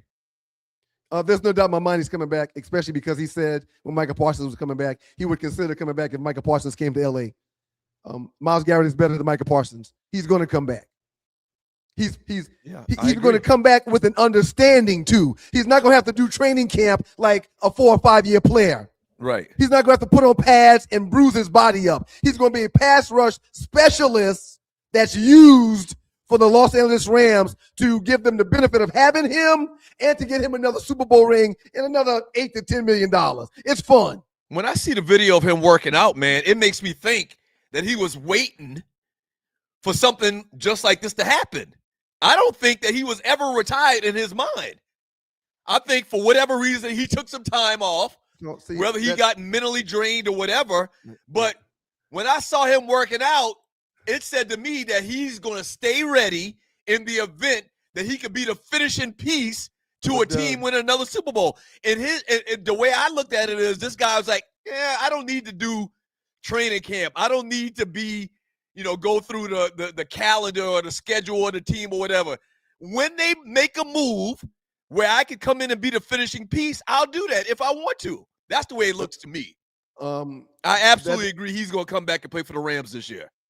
That's exactly what I was just saying. Some guys stay in shape for different reasons, that being one of them. His agent still gets, for the last 2 years, his agent has received phone calls from various teams. Absolutely. Now, okay. And I should have looked this up. Do the Rams still hold his rights? I'm sure they do. Clearly they do. Okay, so he didn't send and I don't know how this works. And his contract wasn't over. He just retired. He had a deal on the table. He could have played another 2 years or so. Right. Look at this. And you're watching 2026 experience. 2026. Look at this. Oh, that's dope. Who did that? Chatara, my assistant. Here's the comparison we were talking about with TJ Watt, Michael Strahan, and Myles Garrett. Number of sacks, 23, 22.5, 22.5. Oh, time so took to get those sacks. That 437 is the number. The 437 is the number of pass rush snaps. Not every snap defensively, just passing play snaps. Right. So what it's saying is, let's put it down in layman's terms. Yep. What it's saying is Michael Strahan and TJ Watt had a lot more opportunities to get sacks. They needed more opportunities to get sacks. Myles Garrett needs less. It's not that they need it. Well, okay. No, that's a fact. Right. Every 19 sacks, Myles Garrett got one. Every 25, Michael Strahan got one, which is six times faster or 6 times less than Myles Garrett. Mm-hmm. And TJ Watt, every 27 snaps, got a sack. So it took TJ 27 snaps to create a sack. It takes Myles Garrett 19. Mm-hmm. Absolutely. Yeah. Thank you, Proof is in the pudding. Proof is in the pudding, man. But let's talk about this real quick. We got to bring Bing on. Did you see how you asked me to create a graphic in a minute? We're having some technical difficulties with Bing. Oh, really? Okay. A minute and 10 seconds later, you saw how the graphic just popped up? Mm-hmm. 2026. How long would it have taken for me to create that graphic when we were in the studio back at the old place? For you to do it? Or for you to pay somebody to do it? No, for me to do it. Oh, for you to do it, it takes 6. For me to do it during the show. Oh, no, it's impossible to do during the show. Okay. It's impossible for you to get it done during the show, and it would take you, if you wanted to do it, somebody that's not trained in graphic art or printing, it would take you 6 months to get that done. No, not 6 months, because I went to a technical school. I'm a graduate of the Georgia Institute of Technology. I'm a graduate. Yeah. So no. What does that have to do with you doing flyers and being a flyer maker? I think 20 years ago, I would code better than you, is what I'm saying. So it would not take me 6 months to do. I could have done it in an evening, but my point was I would not have been able to do it 20 years ago when we was in studio during the show. I would not have been able to do it. From Sidney Action Jackson, all them sacks didn't matter much for winning in Cleveland. Rams still got broke body Stafford, who's one hit from retirement, and their backups are 2 bums, former SEC quarterbacks. Their best wide receiver is a junkie. Damn. Well, he's a Philadelphia Eagles fan. I guess Sidney Action Jackson is giving us a dose of reality. Like, listen, everything ain't peaches and cream. It ain't we're just not going to hand over the Lombardi Trophy to the Rams. The Rams were a path away or a rush away from going to the Super Bowl last year. Respect and rest in peace, Mr. Jim Brown. Forgive me. Had Derek Thomas not gotten to that horrible car accident, he would have broken every sack record the NFL has. Possibly. But Derek Thomas did get into that terrible accident. I agree with him wholeheartedly. But yeah, if a fifth was a gallon, we'd all get drunk. Why you debating all of the listeners' points? I mean, they're making some good points, and you're just shooting them down with your quick rebuttals. I'm not shooting at anybody, but if you watch the Rams play the Rams were one of the best teams in the league last year. And the comment that Sidney Action Jackson posted as an Eagles fan reads as if they were not. Yeah, and Myles Garrett leaving Cleveland and going to LA is one of the biggest signings in in trades, because Reggie was a free agent when he went to Green Bay. It's one of the biggest deals in the league's history. But the Eagles fan in him talks it down as if it's not. That's not the case. That's not the case. It's a huge deal. Is Stafford, did Stafford not go through training camp last year because of his back? Yeah. But again, just like Aaron Donald, when Aaron Donald comes in, he's not going to suit up every day and be on the field. Stafford ain't got to do that. He ain't learning no system. Stafford is calling the plays. He's making adjustments by himself. I would think that Aaron Donald would come in and probably get like 60% of the snaps he did when he was a player before he retired. Not 60. What do you think? No way. Less or more? He may get, honestly, 15 to 20 rushes per game. He won't be out there stopping no run. He'll be out there 3rd and long, 3rd and 5 or higher. He'll be out there. 2nd and 12, 2nd and 15, he'll be out there. 1st and 10, nah. 2nd and 8, nah. Yeah, but actually, he's just as good a run stopper as he is a pass rusher at a defensive tackle position. But I don't think he's going to come back to be an every down guy. I think he's going to come back to be a pass rush specialist from the inside to allow Myles Garrett to get 30 sacks instead of 25. That's one. If Aaron Donald is inside of Myles Garrett, you can't single block both of them. You're going to have to protect the inside. When they talk about Aaron Donald, they compare him to, like, the comparison I always hear is Mean Joe Green. That's a good one. And they are excellent run stoppers as well as being able to get to the quarterback. I agree. So I don't know why the Rams wouldn't, get him in shape. Maybe the further they go along in the season, the end of the season, he's ready to come on and give you significant snaps and 1st and 2nd down as well. So real quick, Aaron Donald is Warren Sapp on steroids. Remember how good Sapp was? Well, I don't think. Well, hold on now. Slow down. Warren Sapp wasn't no damn pushover now. But he ain't no Aaron Donald. I think Aaron Donald is slightly better than Warren Sapp. Not a lot. Again, Aaron Donald is better than Sapp. I think he probably is a tad bit better. But you made it sound like no. Go ahead. We may not be Sapp fans, but he is a great when it comes to defensive tackles in the National Football League. Absolutely. But Aaron Donald is the top of the pecking order when it comes to defensive tackles in the National Football League. I think most people would say Mean Joe Green, Aaron Donald, Warren Sapp. What's the dude who used to put the paint on his face for Minnesota? You know what I'm talking about. Jared Allen. No, black guy, crazy guy. Act like he was on Jerry Ball? Not Jerry Ball.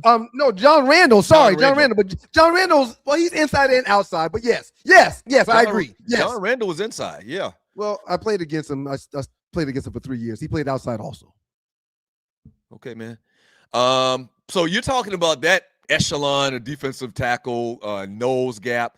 What do they call that? What technique did they call that? Right over the center. Three technique. Yeah. So, man, I mean, this is very exciting. Big news this week in the NFL in the offseason. You're right. NFL always finds headlines, man. And this is going to be a very, very interesting season. And I'm just waiting for them to have this news alert that Aaron Donald said he's coming out of retirement. And you know what? He might not even do it till game 4 or 5. Like maybe he gets with a trainer, he gets his cardio together where, he can go out there and run it. Time out. We spent 5 minutes talking about how he's consistently trained and trained other athletes for the last 2 years on the weekly basis. And you're now saying that he's going to get with the trainer to get ready to play. He's ready now. I'm saying conditioning wise. I don't see him running and working out every day. I've seen pictures and video of him in the gym. Doug, for the last 2 years, he's worked out and trained athletes 4 to 5 days a week at his home in his own gym. Yeah, but that don't mean he can run wind sprints all day like they do in normal football. That's all I'm saying. What are you talking about? You're right. I'm sorry. But I'm talking about something I know, and what you're saying is okay. Well, you go ahead and talk about it. Then you go ahead and talk about it. Go ahead. Man, I'm trying to correct you, so you're not wrong. Go ahead. The guy's been training people for the last 2 years at his house. So you're saying him working out is the same as being in game shape? You've heard the term game shape before, right? Have you heard the term game shape before? Of course you have. That's what I'm talking about. I played 5 years in the National Football League, man. Are you really are high this morning, man? I'm sorry, you're right. With whatever the hell you're saying, you're right. You're right. I'm sorry. How dare I? I apologize. You're right. My bad. My bad. Shout out to Microwave. We talked about plumbing and electrical services and HVACs and stuff earlier. Microwave earlier said he took yesterday off from work and made $1,300 doing 2 HVAC jobs. He took yesterday off. He's got a job that he has. He took a day off and made $1,300 while off from work replacing 2 HVAC systems. I want y'all's help with what I was talking about. I want y'all's ideas. I want y'all to help me put together a plan, a strategy. There's a way that we can help young people better themselves, and we should do it. He need to quit that day job and do that. Well, maybe the day job's purpose is insurance, a dental plan. Or his kids can go to the hospital when they need to. Maybe that's what the day job is doing, because that stuff's expensive. You know? You can grab a quick $1,300, $1,500 on a Saturday or a Sunday. That's $6,000 a month. That's $6,000 a month. His math, not mine. He said $1,300. His math, not mine. Well, in the winter, Tree, you need heat. It's the same damn thing. Air conditioned in the summer, 6 months. Heat in the winter, 6 months. So I thought you were joking about the gummy thing earlier, but you were serious. You did take a gummy this morning, right? Because you've been you've been on edge all morning. Like you have really, like somebody just hit a switch on your ass this morning. I didn't take it this morning. I've been up all night. This is a residual effect from a night of enjoying Game 1 in the NBA. Yeah, don't do that again. And we're almost, the show is almost over. We're approaching the 9 o'clock hour. Yeah, but I'm down now. Don't do that again, please. Don't do what? Take your gummies on your own time, not the people's needles, man. Please. I retired from nose when I hung up my cleats. Why get poked when you can snack your way slim? Brain IQ chews are all natural, taste great, and keep you in the game. Shots hurt, chews work. BrainIQ.com/REF/OneLiveStew. BrainIQHealth.com/REF/OneLiveStew. Brain IQ chews. Smarter than shots, stronger than excuses.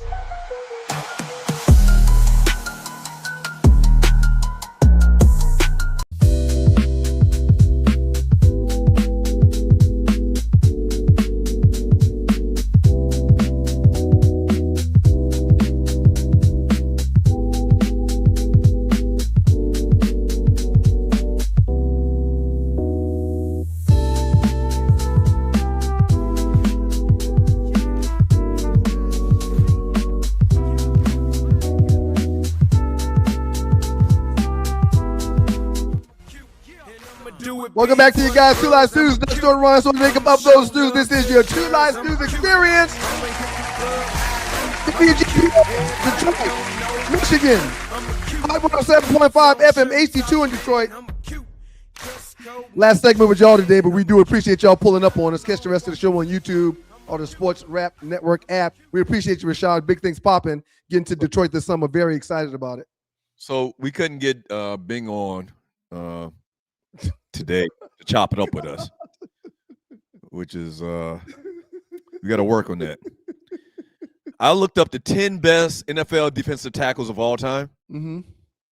Guess who they got at number 1, man? And we're about to get into last 48 here in a second. Guess who they got?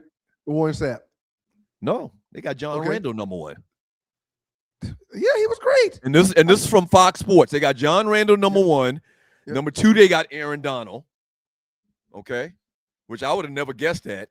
I would have thought Aaron Donald before John Randall, but okay. Maybe the numbers bear that out. I got to look at them a little bit further. Number 3, they done push Mean Joe Green to number 3. Okay. Number 4, Alan Page. Number 5, Bob Lilly. It's old school. Old guys. Number 6, Randy White, which is very strange because I always remember Randy White being number 54 for Dallas. Yeah. I thought he was a linebacker, and, but evidently he played on the line. They got Sapp all the way down at number 7. Wow. Well, again, I wasn't trying to be disrespectful to Sapp because we don't favor him. Well, I mean, but do you think that, and maybe we got an old school cat that's in the chat. Real quick, let me tell you something, man. Randy White was better than Warren Sapp. Randy White must have been a beast. Right. Again, and this is Fox Sports. You know they got research people on staff. Right. Yeah. I would have never guessed that. Yeah. In the NFC Central, the old black and blue division, it was called the NFC Central when I was in Detroit. It was the Lions, the Buccaneers, the Vikings, and the Green Bay Packers, Chicago Bears. Those 5 teams was the NFC Central. Right. For 6 games out of my career in 3 years, I was in a film room with the lights off for 8 hours watching John Randall and Randy Moss, Dante Culpepper. John Randall, hands down, is one of the best to have ever played on the defensive line. He wasn't as big as Aaron Donald, but still short and stocky, just like Aaron Donald, built like Aaron Donald. Aaron Donald's a bigger version of him, but John Randall was phenomenal and incredible. Also played on special teams. I lined up against John Randall 5 times in my career. Why would you line up against John Randall? What do you mean? I was on the punt and rush team. I was the right end or left end on the punt and rush team, and John Randall was the wing on said pass rush team, on punt team. What happened? I was rushing the punter, and he was protecting the punter. How'd that work out for you? Not good at all.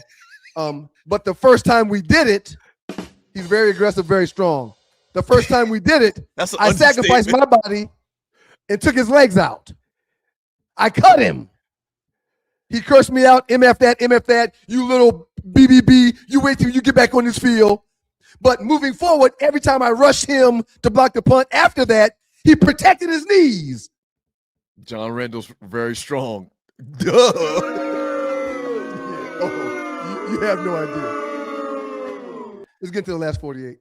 All right, let's get into the last 48. You've been all over the place this morning. No, I'm telling pertinent stories. You brought up John Randall, and I got to. I mean, what better experience to share with the listeners than me actually playing against John Randall 7 times in my life? No, that was a great story. It's just the fact you said he's pretty. I found it interesting and funny that you said he's pretty strong. Tree, can we get the last 48 going? The biggest memes in the 2 Live Stews Facebook chat group over the last 48 hours. DD, old D square, old Down syndrome Doug.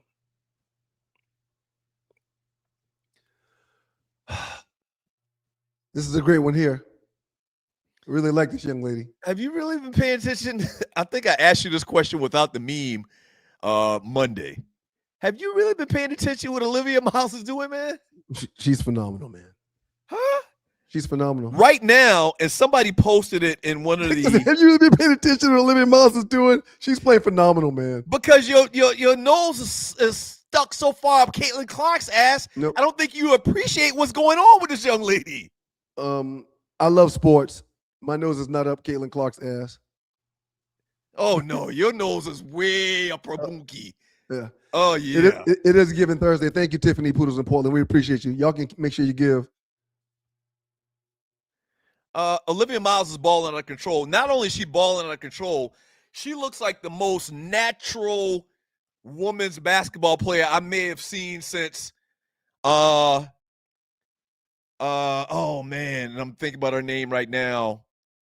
Oh, Asia Wilson? No, Asia Wilson's a great player, but I'm talking about a guard.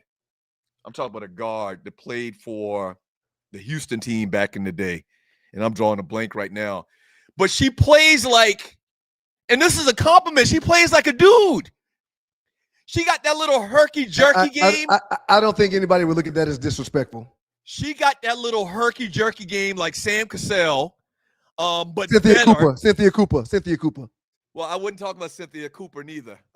It'll come to me in a second. Cheryl Swoops. She's even smoother than Cheryl Swoops was. She is so fun to watch. I would say right now that she is probably second in the league as far as if they had the MVP vote right now, she'd probably come in second. She probably wouldn't come in first. But she is playing that good right now. Have you really paid attention and really embraced what you're seeing right now? Or are you too busy paying attention to Caitlin Clark? I'm watching games when the star power is better and there's no NBA game on, but I am not entrenched in WNBA at the moment. Well, nobody is, but I mean, they show a ton of highlights and she's all over the internet. They got little clips of her. Oh, no. Oh, yeah, of course. Yeah. She's amazing. I love her.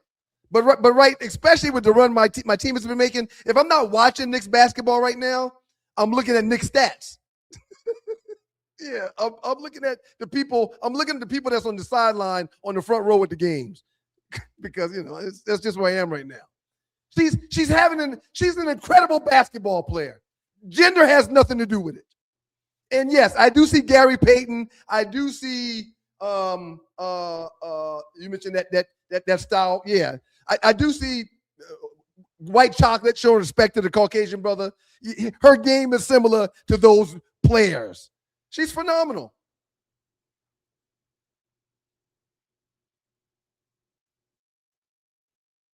Wait, I can't hear you, Doug. I'm sorry. Is this mic muted? He's mute. Okay. I don't know how that happened. Am I good now? The hell? Am I good now? Yeah. Okay. Yeah, double D, good. 15.8 points per game, 6.2 assists per game, 5 rebounds per game. And she's shooting 50% from the field. Your girl, Caitlin Clark, shooting I think 32% or something like that. Shouts out to Olivia Miles, man. Balling out of control. Right now, she's probably second place in line for the league MVP. And it's very early. I think they've only played 6 or 7 games. But she is balling out of control, and she is fun to watch. Yeah. Real fun. Yep. She's a baller. That's a good one, Tree.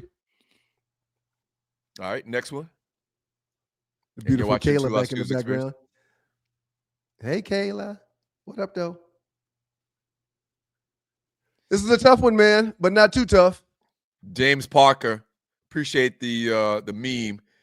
Which big three will win the most rings? So you got Philadelphia. That looks like Kobe in the middle of the Philly picture. It is Kobe. They mix players. They just put together players from a particular era, I think. Yeah. All right. These aren't guys that play on the actual team. Okay. I don't know why they would put. Well, that's Kobe fine. No, I understand it now. So you got Tracy McGrady, Kobe, and AI. You got SGA, Ant-Man, and Jason Tatum. Yep. You got Steph Curry, LeBron and KD. Holy shit. And then you got Bird, Magic, and Jordan. Which one of these big threes are you taking? Which one will win the most rings, as it says? It's almost blasphemous not to take Jordan and whoever was with him, but Jordan's might go, but I'm going with Ron, KD, and Curry. Oh, shit. I don't believe I'm saying this.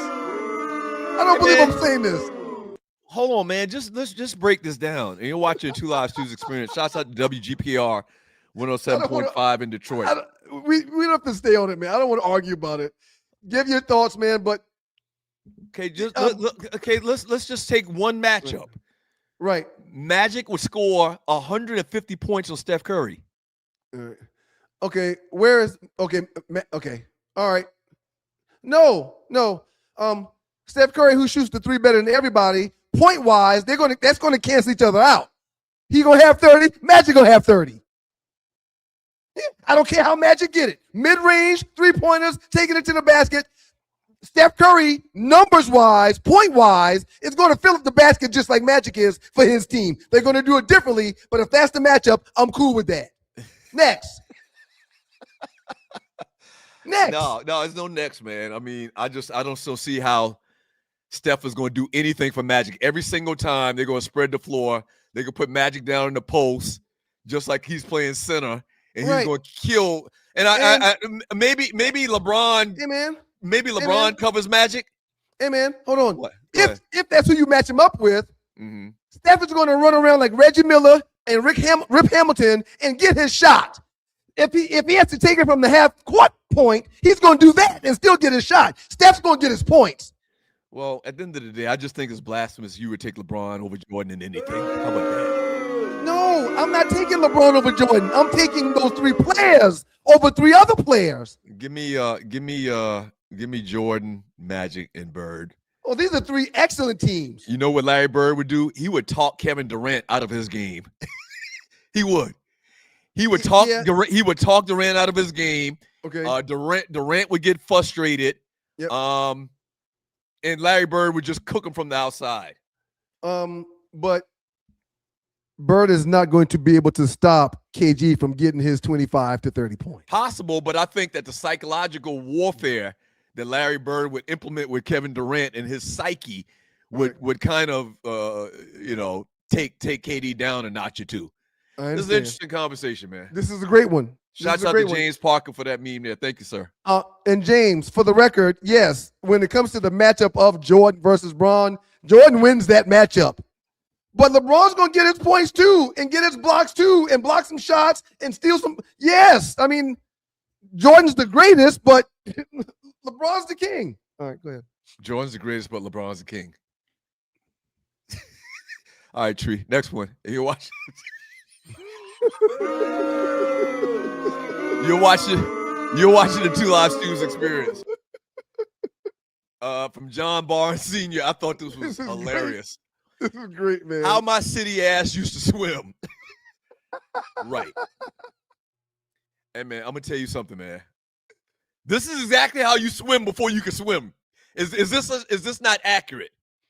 But yes, it's very accurate. However, this is what I was doing before I learned how to swim. What this illustration is showing is exactly what I called swimming before I actually learned how to swim. It was great, man. Go ahead. We did know how to swim really early, though. Well, we did. Yeah. And we did this as kids.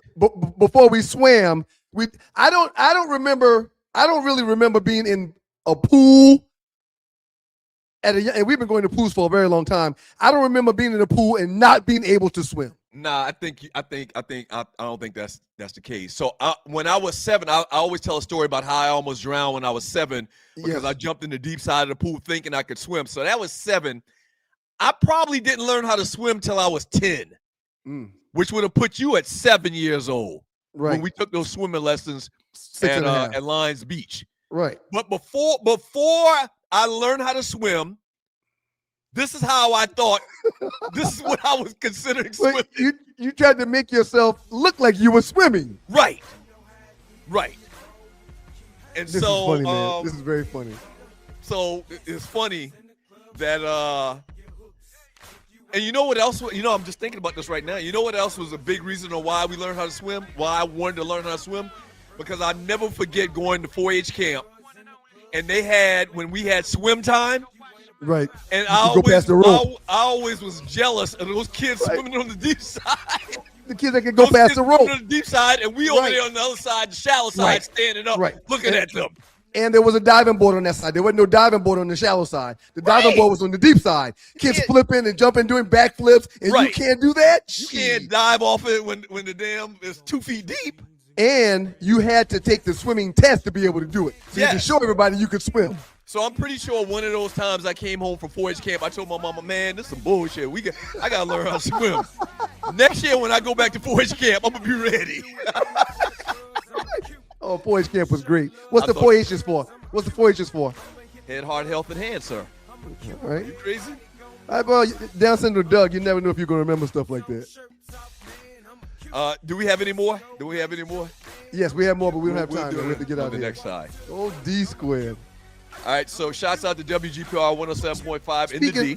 Speaking of 4-H camp, man, this weekend Morgan goes to her first sleepaway camp, man. She's going to be gone for 6 days. Hey, man. One of the highlights of my youth is 4-H camp, sir. Miles and Mason. Did you know that our mother went to the same camp? I just found that out. I remember that. That's how she knew about it. She went to the same experience. Camp. That's where we were talking about this a couple weeks ago when I went home. She said, that's how I met Angelo's mother, Shirley. Wow. Because, Angelo's mother is from our homeboy, Angelo Snyder. Yep. She's from Schuylerville, right? Yeah. Schuylerville or Jamestown or one of them towns over there. She said that's when I first met Shirley Snyder. We met at 4-H camp back in 1963. Man, one of my best friends ever, and first girlfriends, I met her at 4-H camp because she was from Schuylerville. Yeah. Same thing. Yeah. All them cats from Jamestown I know was from 4-H camp. St. Stephen's, Bunno, 4-H camp. Right. Those are towns next to our town of Moco, if you're wondering. And yes, whoever put this in the chat, you're exactly right. Morgan gone for 6 days. Someone get paddles to resuscitate Ryan because he's going to, it's going to be tough. I broke down their tennis yesterday thinking about her being gone for a whole 6 days. It was tough. We got to get to a break. We're going to finish up last 48. When we get back, we'll get into trending topic number 4 with Tree and Ollie. Don't go away. And I did rent a hotel room that's like 5 miles from the camp, so I'll be close if she needs me. We're actually going to do classic stews instead of the trespass. I've just been trying to get your attention. Thank you. Okay. All right. So classic stew. This is a great one. This, from what I remember, is the great Yao Ming, who used to frequent our show aplenty. Run it, Tree. Let's get it. Don't go away. My wife is like, you going to rent a whole hotel room? Yeah. You coming? No? Okay. Well. Bye, Detroit. No. We already did that. Yeah. Peace, Detroit. We appreciate you. Everybody's really up in their things, their panties and their wedges today. It's always a great pleasure on this show to talk to a man of such great magnitude with such a big ass head. He's just a great guest, and we love him to death, man. Joining the 2 Live Stews right now from Beijing, China for the Olympics is Yao Ming. What's up, Yao? Doug Stewart, I bask in your glory. Yao Ming joins the 2 Live Stews right now. Yao, how are you doing? What's up, Yao? So, Doug, check this out. Did you? I heard you read the headline earlier. Did you see the game I had? The game this morning, yeah. You had a big time game, Yao. Yeah, I don't know what the stats say. 21 points in 28 minutes. 21 points? Yeah. Okay, stats lie. I scored 147 points in 16 seconds. What do you mean, Yao? I hit 17 straight threes. What? Yeah, you should have seen it. Right. Doug, wow. I actually, at one point, I said, this is for Doug Stewart. Wow. Yao, I appreciate it, man. You're a great player. Well, it's what I do. And, this all my peeps. And Mike Vick, hang in there, brother. We're talking to Yao Ming right now with the 2 Live Stews Sporting News Radio. What else going on, Yao? Well, I don't know what else. The only thing I know is that, these NBA players are trolling for hoes. Wait a minute. Wait. Stop. Say that one more time. Say what? I could have sworn you said that these NBA players are trolling for hoes. Yeah, that's what I thought I heard. Over in Beijing. I'm sorry. I've never said that in my life. Okay. Could you spell it? We're talking to Yao Ming right now with the Two Live Stew Sporting News Radio. Go ahead, y'all. Okay, well, The great Yao Ming or facsimile thereof. Back in the day with the Two Live Stews, Sporting News Radio.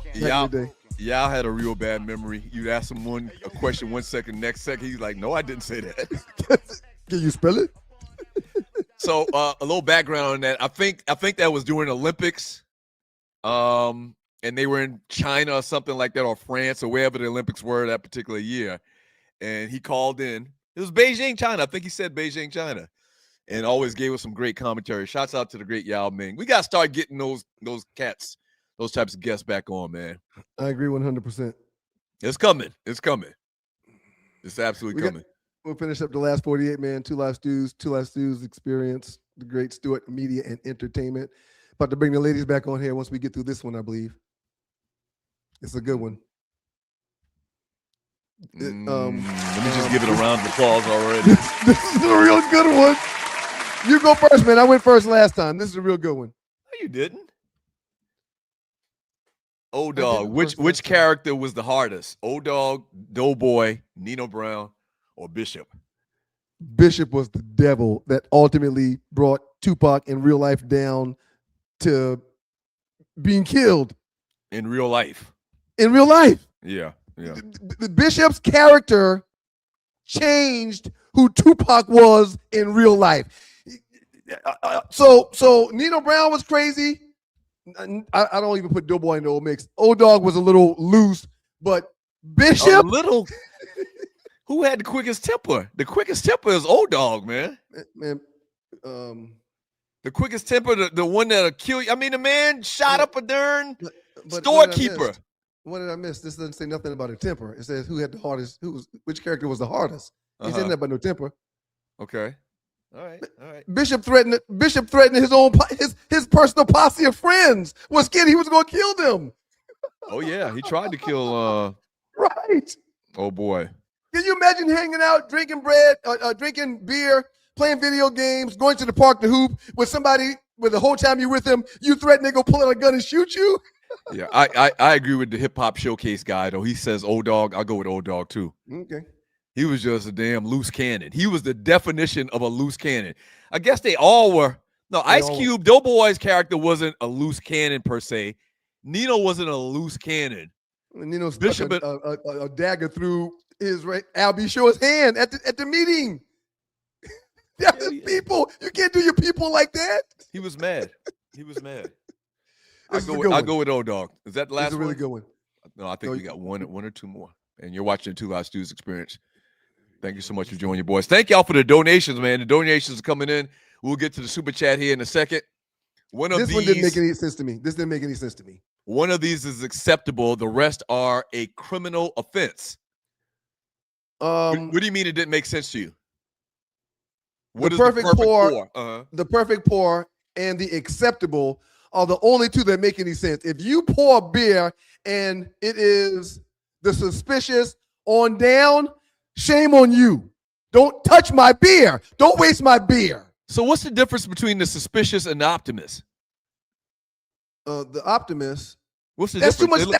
That's damn near a third suds. No, what I'm saying. No, look at the third from the top. Third on the right. What's the difference between the suspicious and the optimist? If you're just listening, they got all of the different pours of beer. There's a little more suds in the optimist, just a little bit. And the reason, go ahead.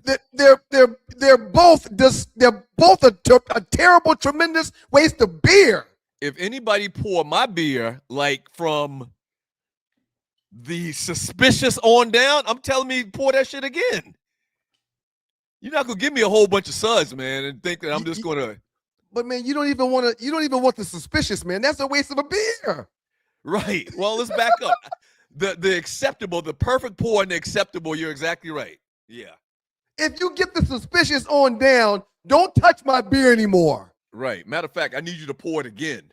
Right. I'm not paying for half the damn beer to be suds. Get a belly full of air because you swallowing air. No. Whoever pours the crime, they're gonna lose their job that day if I was the owner of the restaurant. Or they're going to get the young brothers are going to get hazed more. Bro, you did what? Okay. Go back and give me another beer and fix me some chicken. Go tell the DJ to do this. Go to my car and get this too. And hurry up, bro. What the hell is the bottom right? A milkshake? Right. It's crazy. It happens though, especially when you've got a keg. Mm-hmm. You know, that bottom row is keg pours right there. You got to be very strategic with that. I enjoyed this one. I'm a beer. I love beer. Boy, I love beer. All right. So is that the last one, Tree? That was. Yep. And you're watching Two Live Stews Experience.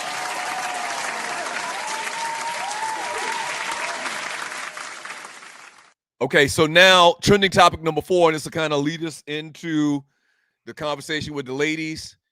Caleb Williams, Chicago Bears quarterback, is the new cover of Madden 2027.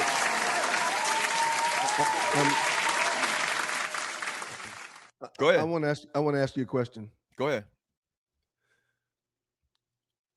Are the players on the Madden cover paid or not?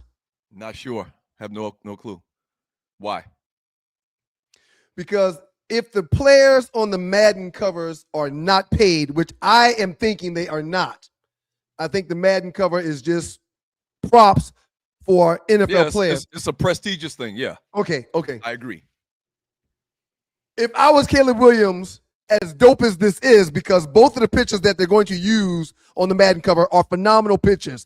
He's been jumping and throwing the ball. It's cold up in Chicago. It looked like the X-Man. Okay, they're both dope pictures. But it's like 100 for 100. Everybody on this cover doesn't finish the season or they have a terrible year. Don't put me on it. Are you thinking like that? Or are you thinking, I got to have it because it's one cover that's going to go down in the history of the world? Yeah, you can't turn down the Madden cover. The hell I wouldn't. And I'm also thinking they probably do get paid something, man. That's their name, image, and likeness. Well, you know, when I asked you the question, I was talking to Chatara at the same time. And Chatara says generally no, the Madden cover athlete does not receive a separate public paycheck simply for being on the cover. Mm-hmm. So the controversy in this, and you're watching the Two Live Stews Experience. Now, cover athletes often participate in photo shoots, marketing campaigns, commercials, launch events, and promotional appearances, which at the end of the day give them money. You got to pay for those appearances. Mm-hmm. But no, so yeah, they're making money, but they're not paid to be on the cover. Sir, being on the cover of Madden is going to take up your marketing value tremendously. You're 100% correct. I would guess they sell millions of copies of Madden every year for the last 25 years or however long it's been out. And they make posters. And yes, you're right. You're right. So that was one version. It's two. Go ahead. So it's worth you losing your season or having a terrible season? Yeah, but that's just no. But that's just crazy talk. You can pull up some. Okay. And what Ryan's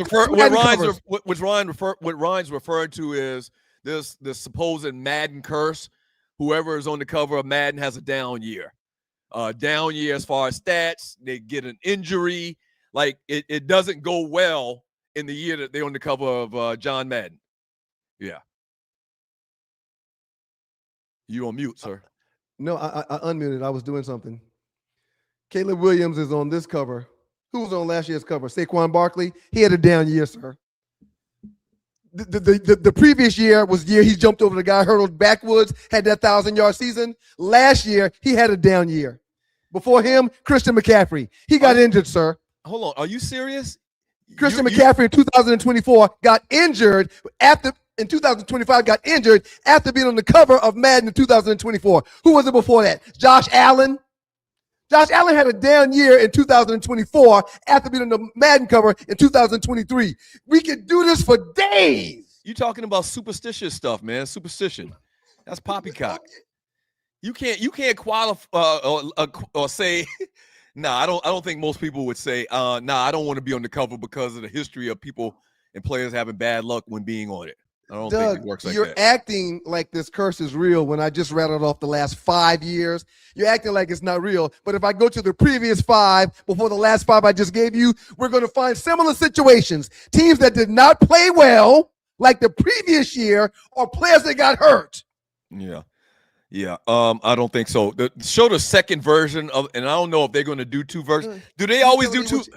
You tell me what you think, but we can look at the data. What do you mean you don't think so? So the second version, I don't know if they're going to put this on the actual cover or are they going to do just the first one. But here's the second version of the Caleb Williams on the cover of Madden.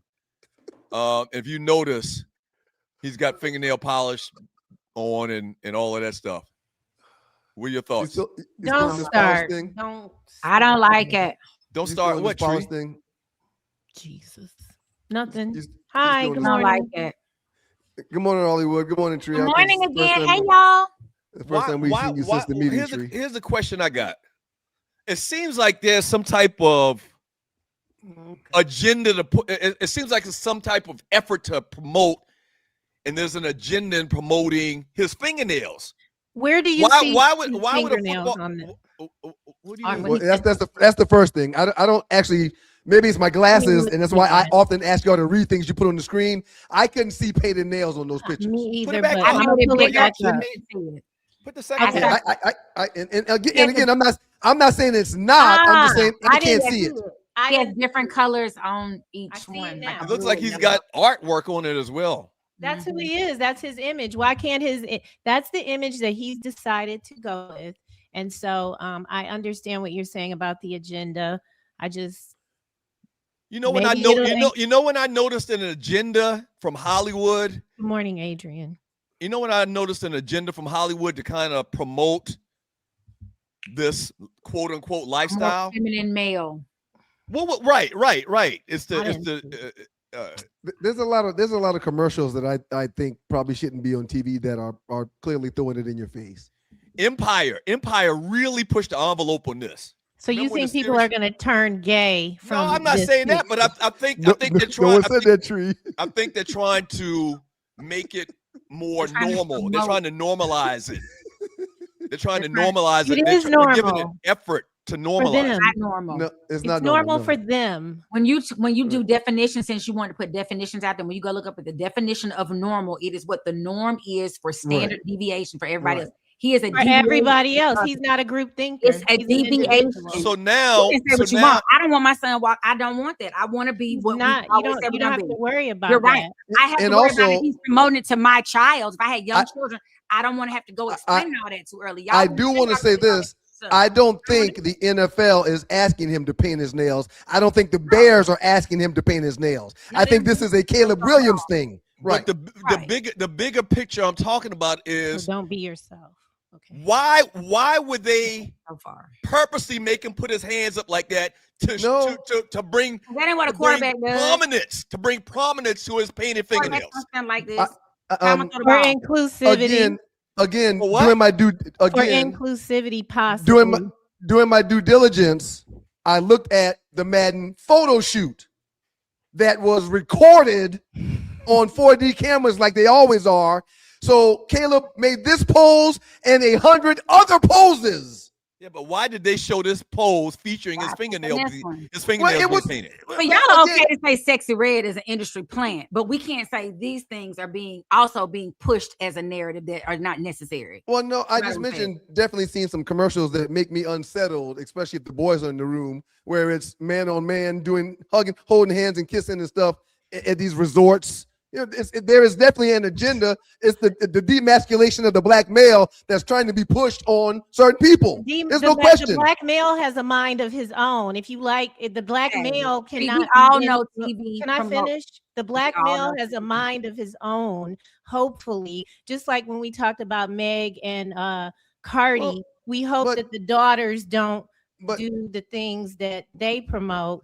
So I mean, we're giving these people a lot of control. That being said, Tree, it's not out of the realm of thinking that Nordics and or others that want to ultimately have the ultimate demise for an entire race would not want black males in home with women and children, which 20 years ago, 30 years ago, when we grew up, there was a black male in every home, and now there's not. And you find out there's statistical data that shows that certain checks for certain people are heightened if there's less presentation of a male in the home. There is an agenda when it comes to us. There is.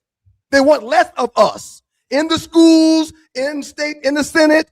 They want less of us.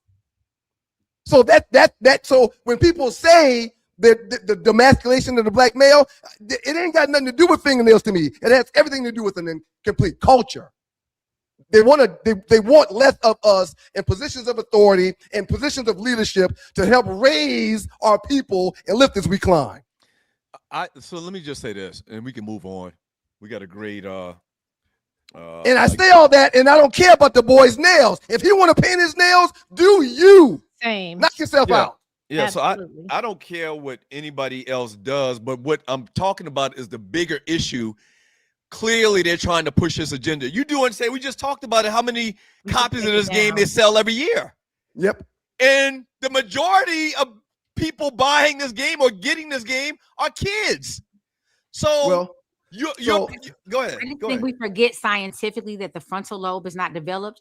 That's why you have to really watch. They always talk about what your children listen to, what they're watching, because they don't have the understanding of how to process that.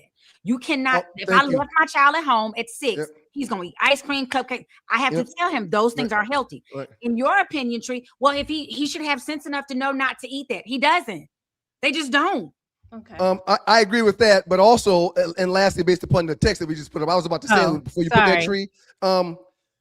Arlie, I know for a fact that you and I adore the ground that Prince walks on, and he was feminine as all get out. And but you're going to say, no, he wasn't feminine. No. Yes, he was. I wasn't going to say that. He was very feminine. Prince, I always felt like he could fit in my pocket. He was. So it's okay. So it's okay for him to do that, but not Caleb. It was not okay for him to, but Prince also wasn't out doing the kind of stuff. He was kind of behind the scenes a lot of times. We didn't have social media.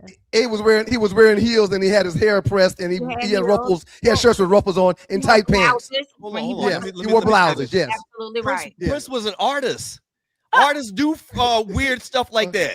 It can't be both so do athletes. What do you mean it can't be? Hold on. Caleb Williams is a football player. Football players historically don't paint their fingernails. You liked Prince growing up, Douglas. I haven't seen you with your butt out anywhere. I think you are okay. I never.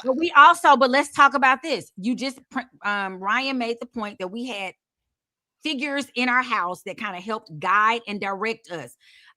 When my mama let me go see Prince, I was in the 7th grade, but I had parents who said something different. That's not what we're doing right there. If I brought a boy home who looked like Prince, that would have been a problem for my daddy, period. But if I don't have a daddy in the house, my mom like, girl, whatever you want to do. Ollie, dig deeper. Ain't got nothing to do with you and your daddy. If I would have brought a friend home that looked like Prince, my dad be like, what the hell you doing? For you, yes. My daddy, yeah, you're right. Listen. Once no again, question. Caleb Williams. It was just different. It's different levels of this, and we all become so accepting. And I get it. I understand that concept because I don't want anybody to tell me what to do or how to raise my child. I just know there's certain things that have to be done in order for us to get the productive citizens that we want out of this life. Caleb Williams, this is my only issue with the whole thing. Once again, these cats can do whatever they want. We have to live with certain things, and that's fine. Caleb Williams on the cover of Madden, prominently displaying his hands so that we can see his fingernails being painted, is an agenda. That's all I'm saying. If he would have taken the photo, had a photo shoot where he's done all of the poses that the last 30 Madden cover guys have done, that would have been fine. But the fact that they are sorry. Sorry. That's not necessarily true, because the photo shoot was done the same, and they always put on multiple images. Do you remember another Madden cover guy from the last 30 years that's taking a picture and they had it with his hands up like this? I don't remember someone else doing the Wakanda. I don't remember someone else doing Wakanda during the Madden video.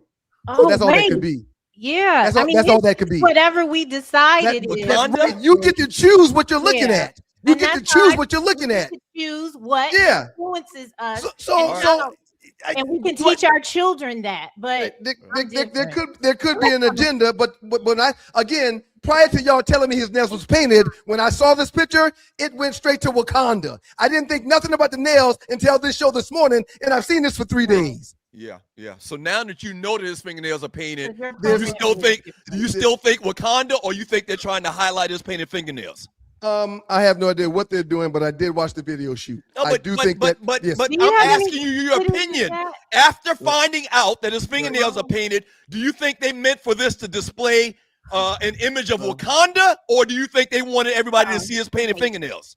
I just talked about the demasculation of the black male for about 5 minutes, man. So yeah, why don't you just say yes? I agree with you. Why don't you just say that? I've already said it a couple times today. I've already said it a couple times. I just asked you the question. You wouldn't answer the question. I'm not asking you what the hell I just said during the last 5 minutes. I'm not asking you that. You've been missing shit all day. I'm not asking you that. You're watching the Two Live Stews experience. So what about this? It's the same celebration pose Trae Young used to do. Oh, I don't know. I don't remember. I need pictures. That's basketball. Isn't Trae Young basketball? It is. That's true. Well, I guess we're talking about athletes. I don't know how I'm gonna throw a ball like this. This is what I want to know. Why this the pose we're doing for throwing the ball? I just don't understand. How I'm doing it. Again, I don't think that is the rule. I think that's the Wakanda pose, which is why people typically do that. How you would look. So yeah, I don't think that's not an athlete's pose. A lot of people were like that. He did a photo shoot that was an hour where they videoed the whole thing, and there's a million different poses in said photo shoot, just like we did. We selected 100 pictures out of 500 pictures taken. So you just think that's a coincidence? No, Terry. Doug, I didn't say it was a coincidence. I said what I thought it was. Top 10. I don't know why you want me to switch that. I'll switch it if you want me to. What am I missing? Top 10 safe addictions among Black Americans aged 45 to 55. I kind of came up with that question because we were addicted to that game. Oh, yes. To Madden. My ex-husband would not be down to he worked for himself, but I'm like, where are you? I'm going to go over here and play Madden real quick. I'm going to go. Yeah, you told that story before. I never learned how to play it. Enrage me. So top 10 safe addictions. I made sure and say safe addictions. I didn't want number 5 crack, number 4 heroin. Safe. So coming in at number 10, podcast and YouTube, which is good for us. Sex is a safe addiction. Okay, let's see if we get to that. Number 9, home improvement and gardening. Number 8, fitness and walking. Number 7, card games. I need to have like spades, midwest. Okay. Why was I thinking poker when you said card games? Number 6, barbecue and grilling. There's some grill masters. You like grilling? What's your name? Ryan. Yes. You seem to be in a happy place when you're. I grill a lot less because I don't eat beef and pork anymore. But yes, I still really enjoy grilling. Number 5, travel. Number 4, church and faith activities. Number 3, family gatherings. I like number family. 2, music, and the number 1 safe It's addiction it's Black sex. people in America It's is watching sports.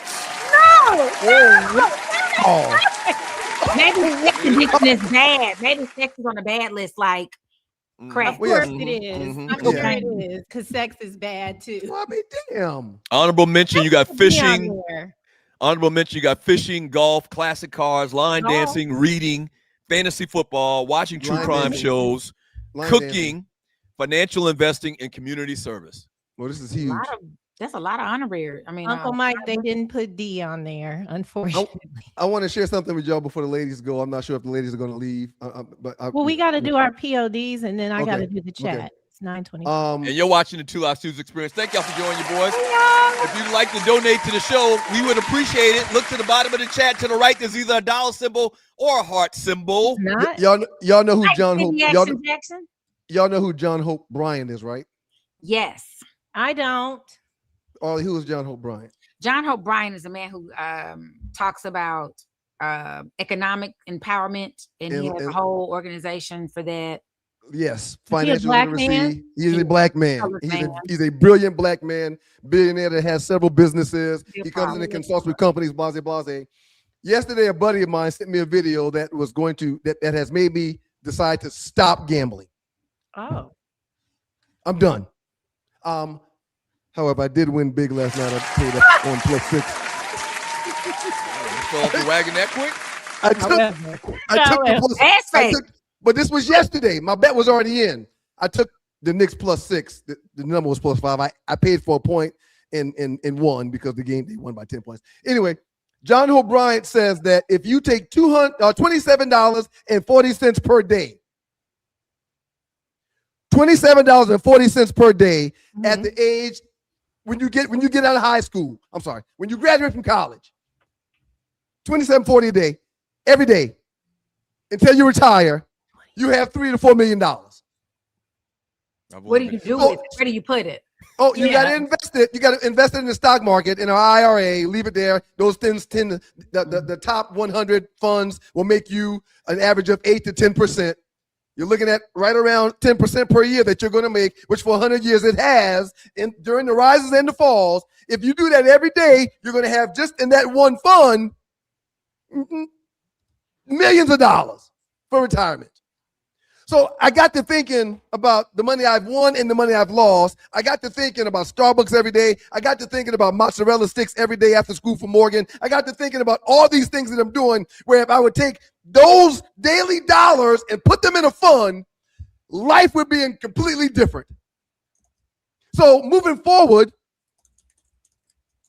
I'm going to do that for the kids. I've been in this industry for 10 years, and I've talked about the miracle of compounding interest several times on this show, and you just realize it right now. I wasn't lying. No, I'm not realizing that you're not lying, and I hear you every time you do it. And I tell people to call and talk to you all the time. He says that all the time on here. All the time. But what you've never done was tell me. You don't. Go ahead. What you've never done is say if you took $27 a day or $25 a day and put this in for the next 20 years, it's going to make you this much. And I know that's what compounding interest is, but that's a different way to deliver it. Because your mind, so Douglas, you can't talk to everybody the same way. No, your mind, his mind can wrap around that better than I send your number to tons. I send your number to tons of people because it's what you do. It's what you do. Listening to you. Doug is zoned out. Bye. All right, y'all. Let's get to the chat messages. Ollie, sharing that though. You're done. Well, I'm done gambling. Okay. Because of that. We'll see. But you and Doug do have a bet from the last show. We don't that's still good. Anything honor that? Anything else? Oh yeah. Well, no. Well, you've heard. No, we got to stand the bet now for the series tree. I think you paid me for the last one. You've heard my story, my gambling story when I quit. What is it? You remember? You I do remember, but you probably should share it because I'm sure there's hundreds that don't. Probably 25 years ago, Clemson and Duke. Clemson was favored. This is one of the early games. Clemson was favored by like 25. I took Clemson. Love you, Troy Geddes. I took Clemson. Halftime, they go up 30-something to nothing. Mm-hmm. Second half, they come in and they sit there, all of their starters. And it happens all the time, man. And Duke covers. It happens all the time. And I was like, this is some bullshit. I can't win for losing. It happens all the time. I stopped gambling, man. That was like 25 years ago. Yeah, I don't even understand how to bet. They were like, it's the spread with the +1. Hey, man. 2. I don't know what y'all talking about. I know a Knicks fan that had $1,000 on last night's game. $1,000. He called me literally crying when Brunson left with the injury. When we thought Brunson was done for the day, he called me in the first half crying about why he's never gambling again. So he ultimately won his bet, but there was a 25 to 30-minute period where the grown man was physically crying on my phone. That's exhilarating to me. Now, I love cars and betting somebody else's money. Not somebody else's. It's very exhilarating. Yeah. Gambling my man was sick to his stomach. That's why we shouldn't gamble. That's exactly why we shouldn't gamble right here. It is truly a gamble because you depend on other people to do whatever it is. It's not even your nothing but your money. It's out of your control. You don't control what ultimately happens. You're wishing on a star with the kids and the church's money. I'm done. I'm done. Julius 29C. Put it back up. Sorry. Julius 29C says 25 years ago, Clemson was a mediocre school. That ain't got nothing to do with it, though. That's got nothing to do with Duke was a worse school. Right. Duke was worse. Yeah. Right. I don't remember exactly what the line was, but it was in the 20s, maybe even 30s. Right. And the second half, Clemson came in and sat all their starters, put in a bunch of second and third stringers, and Duke kept their starters in, to kind of give them some reps. I am not opposed to people that take a wager from time to time. There's people that do it for a living for a reason. Clearly, they win. So it is doable. It is. However, I'm done. True. Let's get to these classic picks. These what? The picks of the day. Oh. I said classic picks. All right, Arlie Michelle. What segment is classic picks? y'all. Oh, good. Oh, I was going to ask you that, Arlie. Good for you.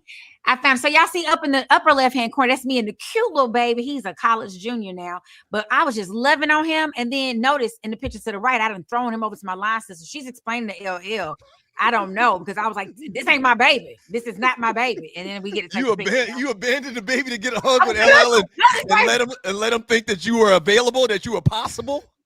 And my child, I had a child. He just wasn't there with him. He wasn't with y'all. That's funny. I was like, this ain't my baby. I said it so fast, and everybody was like, and his mama is the one sitting. You can just see her hair over there, and she's kind of looking to the side. I know she was like, "Hell, if you don't give me my So baby." what? Where were you at? What club was this? A restaurant? A restaurant. It's Mother's in New Orleans. Oh, okay, that's right. You did say that. Yep. And I was just living. I got a whole bunch of pictures of me holding him. I just showed the one. I'm like, ooh, and I'm cuckoo and gaga. This is a good one, Ollie. LL walked him. I was like, get this baby. Me and Shaggy, when we were in New Orleans I think we were in New Orleans for a Super Bowl or either Arena Bowl. Arena Bowl. The show down there. Arena Bowl. And me and Shaggy went to Mother's every morning and have that chip beef. Yes. So where was I when y'all were going? Where was I when y'all were doing breakfast every morning while we were on the road? What am I missing? I guess she was doing other stuff. Was I married at the time? I was just about to say. We can call Shaggy right now. He'll be like, "Oh, Mother's," because that was his. He knew about it. We went to Mother's, and we used to go to what's the spot to do the beignets, the world famous one? Cafe Du Monde. Cafe Du Monde. Yes. Yep. Yes. It's French. Shaggy this is a great one, guy, Ollie. man. That's a good one, Ollie. That's a good one. That's my LL. Shaggy, one of the greatest white men to ever walk the face of the earth. And I know we're not doing collages or it's pick of the day, but I had Tree about to do a collage. Tree about to do a collage. She's gonna put up 60 pictures. Who said we're not doing collages? Well, it's called pictures of the day, not collages of the day, but it's okay. Picture. Right. It's okay. But everybody does what they want. Absolutely. Oh my goodness. Look Ollie, at Brian. Do you remember the experience? Of course, we did one. I co-hosted with you one time. Yeah. Oh, this is great. I really enjoyed this. I thought it was a great idea. I thought it was a great idea, and Doug came up with it, right? Well, I wasn't gonna say that, Tree, but yes, I was about to give your flowers. But yes, but go ahead, Tree. You tell everybody to. No, go ahead, Ryan. So I don't have a lot of pictures that aren't me or whatever. So I was just about to give her some flowers and say that Tree was the producer of a pregame show on Sunday mornings during football season at Impact Church. That's actually how we met each other. This is a brilliant idea. It was so fun. They had a stage set up outside of the church when you're coming in. The stage still there? I don't really pay attention. So I'm sure they still have this. The 2 or 3 times I did it, we were inside. Donate that. Yeah. Yeah. And this is Ulrich, me, Angel Gray, and Ryan. Angel Gray, I think she works for ESPN. Basketball. What's the young lady name that used to do it with us that moved to California to get into acting? You know what I'm talking about? Harley? Just moved to California. Used to do what with y'all? She used to do the show. That's Ashley Cleveland. Ashley, yes, that's her name. Ashley. But Cleveland. I think she's back here now. But this was one that Ryan hosted. I don't know why Doug didn't do them. Maybe this was I think we did this. I got a couple of pictures in doing the pregame show at Impact. I did 2 or 3 of them, Tree. I did one with Arlie. I did one with these folks. I did one. Right, and I did a couple with Doug. Right, but again, I getting still you there together was, I just Mhm. and I think Griff did some when y'all couldn't do them. But anyway, this is a Good picture idea. that I had that has Ryan. I don't know. You're looking very different That's there. I big was Ryan. That's I was plump. 250 pounds. Now I'm about 208. But yeah, Yes. I had a really I good was time. all belly. I was all belly and ass back then. Ryan, you look sick now. And I don't know. Do you know Thank Ulrich you, Holly. Ryan? He was in the NFL also, and I think he I do. sings in that gospel choir. Yes. Oh the yeah, NFL yeah. gospel And The choir. NFL I gospel met choir. him. Yeah. Did you meet him through? Oh God, Melanie. Melanie. Y'all say, You y'all say the sweetest things at the drop of a dime. But you look sick now. right? You know how when you lose weight, folks, you look so sickly. You're poor. Right, You need to eat. right. My Yeah. grandma always had something to say about Oh, you. that was a not good one, eating. Tree. That was a good one. That's a good memory. That's a good memory. All right, and you got to check. Got to check. And I got a check. Yeah, it's a blessing to get a check. I Couple love that. days. I love that part. Now, Impact. One thing they was gonna do They're was gonna pay you for your people. time. They And paid you should. people. They paid the should. singers. They Yep. paid the producers. They Yep. paid. Yep. It was Yep. a time. It was a time. It was a time. Shouts out to Mason Stewart. Mason Stewart. Nephew. 2026 Class 4A District 5 All Region Honorable Mention. Freshman on the varsity team getting an honorable mention is huge. Yeah. Who is this kid, Mason Stewart, man? For people that just tuned in for the first time. Right. It's my son, your nephew, my middle child, my youngest son. He'll be 15 in a couple of days. I'm taking him to the Argentina Turkey game in Auburn on Tuesday for his birthday. Have you does Mason lift weights? Has he started lifting weights yet? He is lifting weights now. Because he if just he's started. going to be a sophomore this year, Yep. in 3 years of lifting weights, Yep. he's gonna be massive, man. And he's going to a soccer camp in Clemson this summer. For like a week. Very important. We talk about it And all the time. He's going to a one-day soccer camp that is going to be heavily attended by college scouts at Georgia State. Shouts out to President Brian Milesworth Blake. He does. Miles looks like you. Mason looks like JP, and then Morgan is a mix, I guess. Yeah. So I'm proud of Mason, man. He adores soccer. He watches it every day, all day. He knows every player that plays soccer. Does he play FIFA? He plays FIFA when he plays video games, him and his buddies. And there's no doubt in my mind that soccer is going to be in his future if that is what the Lord sees fit. But that's what he's trying to make happen. But as a freshman to get an honorable mention, man, as an eighth grader, to be one of the first middle schoolers that's ever logged time and minutes and played on the varsity team. His future's bright when it comes to what he's doing, and he's an AB student, man. What a great smile. I love when a black man is smiling. Troy, you just ask how tall is he, Ryan? I'll put a picture right now to show you how tall he is, Troy. And did your kids have braces? Right, Mason had braces and had his removed. Okay. Miles still has his, and Morgan is getting hers. Okay, Yeah, so that's still a thing. The store genes, when it comes to teeth, is not a good situation. We got to get them fixed. Did you have braces? Yes, I had braces. We both from had the braces. from the 4th grade to the 12th grade. Oh my, your mouth was. What was happening? I had 4 teeth pulled out, impacted. 4th to 12th grade. Fourth to 12th. I want. Oh, okay. I won for 8 years. Yeah, I got mine taken up my senior year. Troy Geddes, that's how tall Mason is. I'm 6'2". And that is Mason. What a nice picture. Where's Miles? Miles did not want to go to this. This was Mason State Championship game last Wednesday. Miles didn't want to go. He wanted to stay home and have the house, which makes total sense. I know that's right. He got a car now. You know, we're gonna be an hour and a half away. Right. Yeah. You think he stuck a babe in the house, man? Y'all got cameras. You don't? I don't. And there Y'all are got cameras. There are cameras that I only check if there's something wrong. Man, I would have been planning that out for weeks. Right. So he's going to make some. I would have been playing my. So listen, man, and I'm being honest here.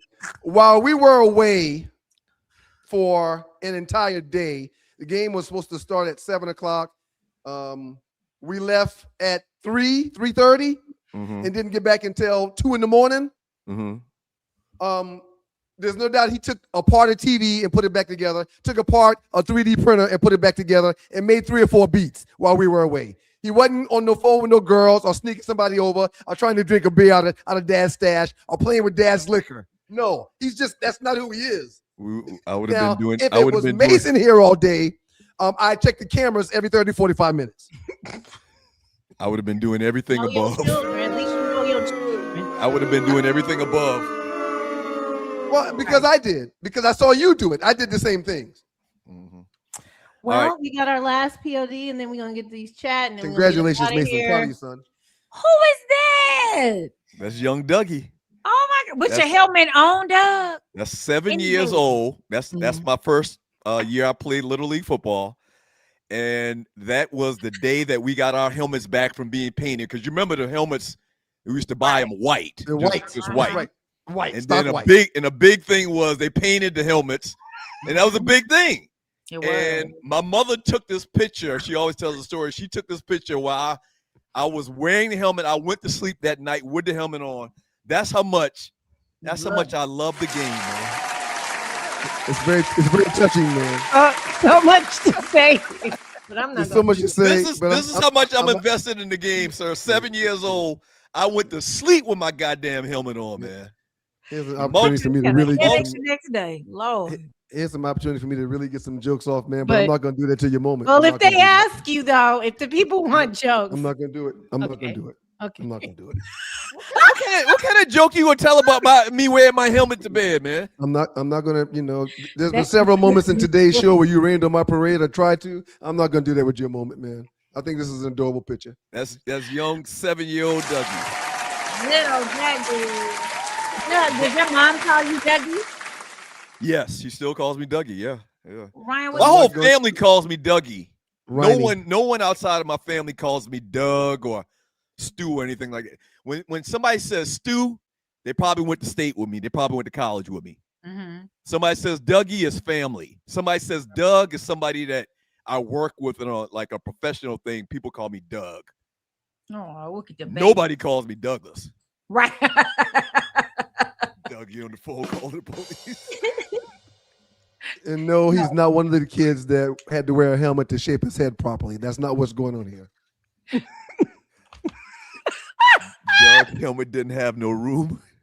And I'm not going to comment about how the helmet, your head's so big, the helmet is not really fitting your head. I'm not even going to comment that. Come on, y'all, keep them coming.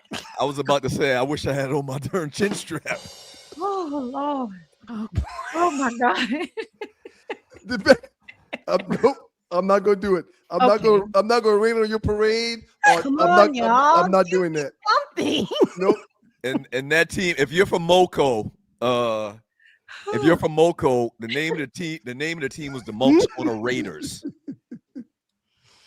No, that's the Stag helmet, sir. No, that helmet's blue. It's the Raiders. It's the Raiders. You sure? The Raiders were always black and silver, man.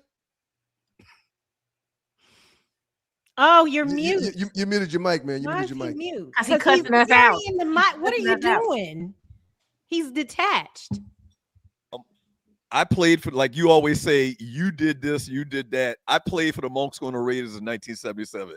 I don't know why they painted the helmet blue and not black and silver, but where'd they go? 1977. What's happening? Oh my Lord. I think there goes Ollie. And while y'all are here, can I tell a joke? What happened to the butcher who backed into the meat grinder? What does tell me? What happened to the butcher that backed into the meat grinder? I was trying to make a joke. Cleaver backed in. Ground. I understand that thought process. Grind. The butcher that backed into the meat grinder.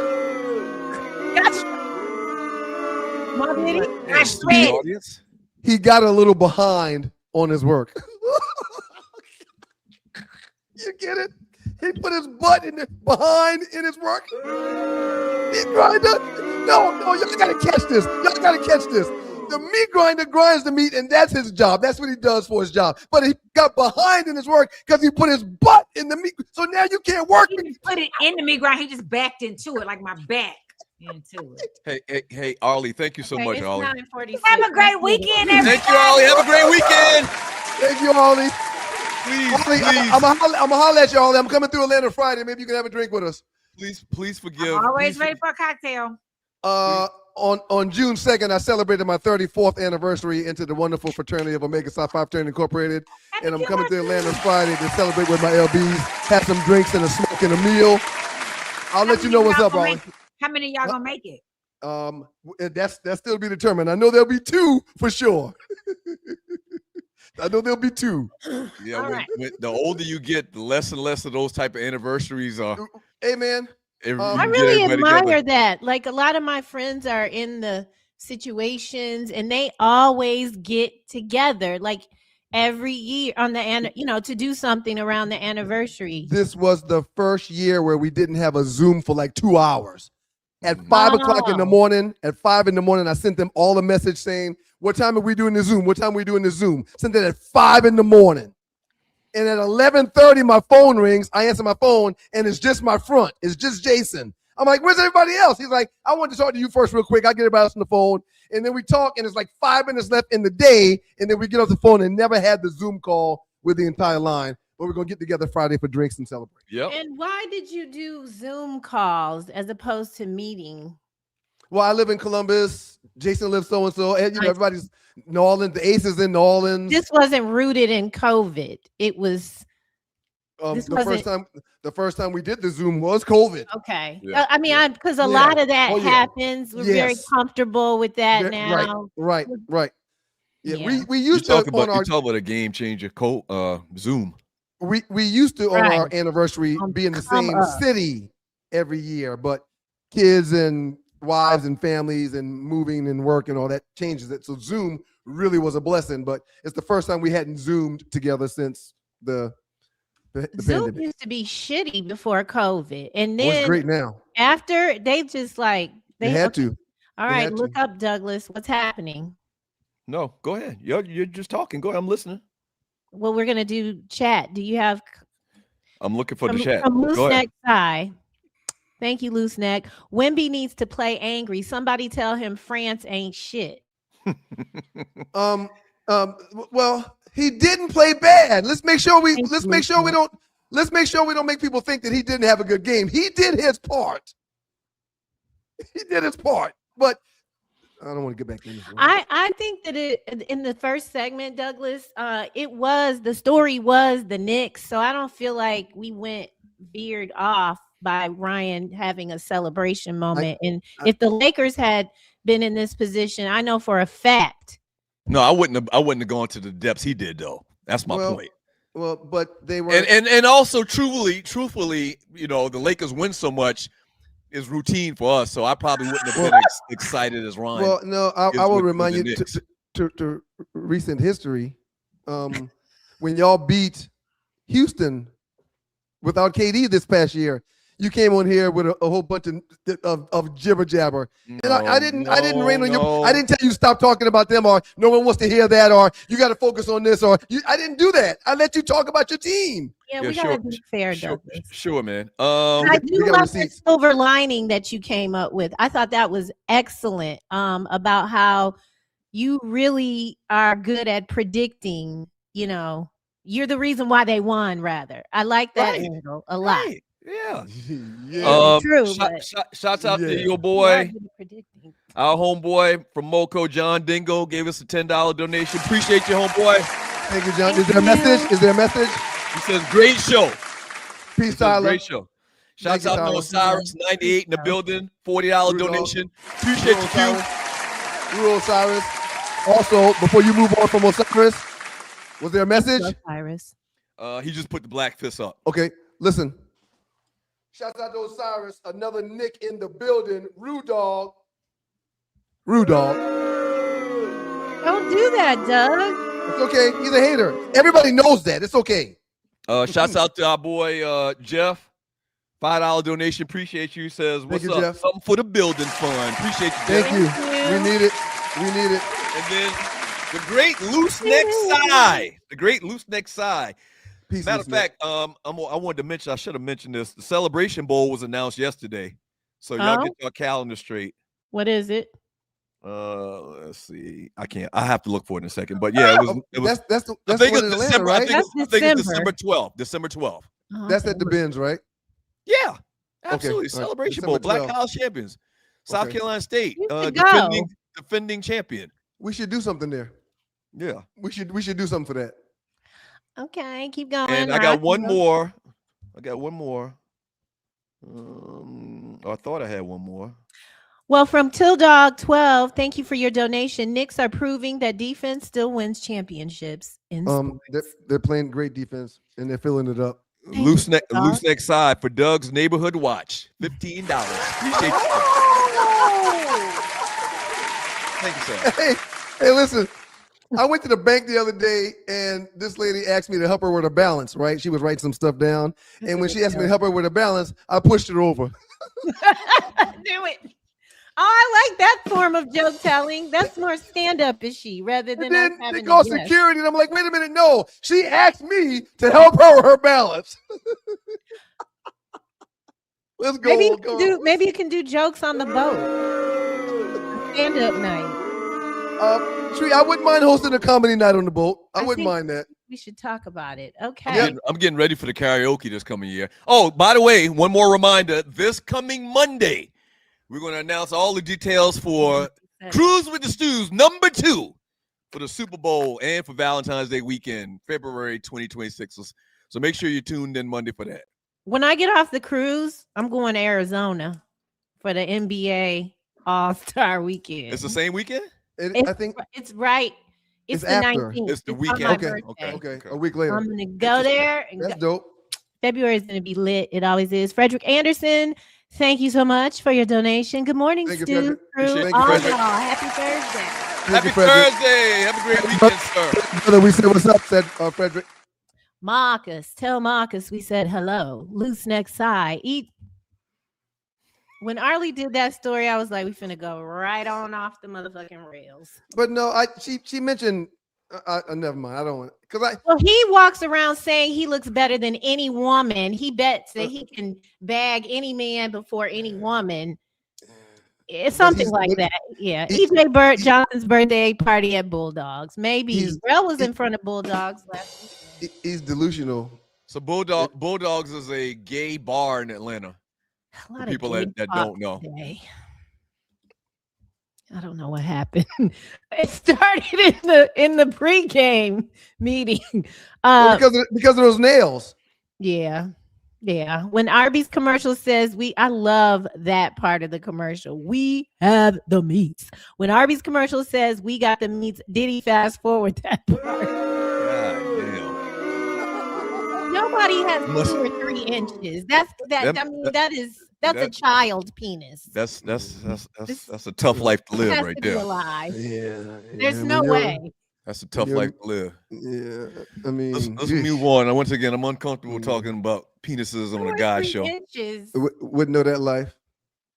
That can't be. Shout out to you, Tiffany Pools in Portland. Thank you, Tiffany. There go my gal, Tiffany Pool in Portland. 5 a.m. on the West Coast. Thank you so much for being here. Speaking of Tiffany, I guarantee I wasn't the only one on gummies this morning during this show. Go ahead, Tree. I'm sorry. She says she's up before 6 a.m. cooking breakfast and lunch while working on job #2 stuff. On her way to job #1, prepping for job #3, building parade floats for the Rose Festival. Work hard, play hard. Which is why she goes so hard she was going hard on that boat. She said, "Hey, I do this, I do that, I do this. This week right here, I'm relaxing this week." Shouts out to you, Tiffany. Tiffany is a hustler. Carrie Portis, good morning. Listening to the show at work. Have a great weekend. Thank you for listening, Carrie. I noticed your birthdays came through here. Anybody that has some insight, as we talked about this earlier, that want to help me put together the curriculum for the plumbers and welders and HVAC folks and electricians. And why did they take that out of the schools? When I was in school, the boys had auto, the girls had cosmetology.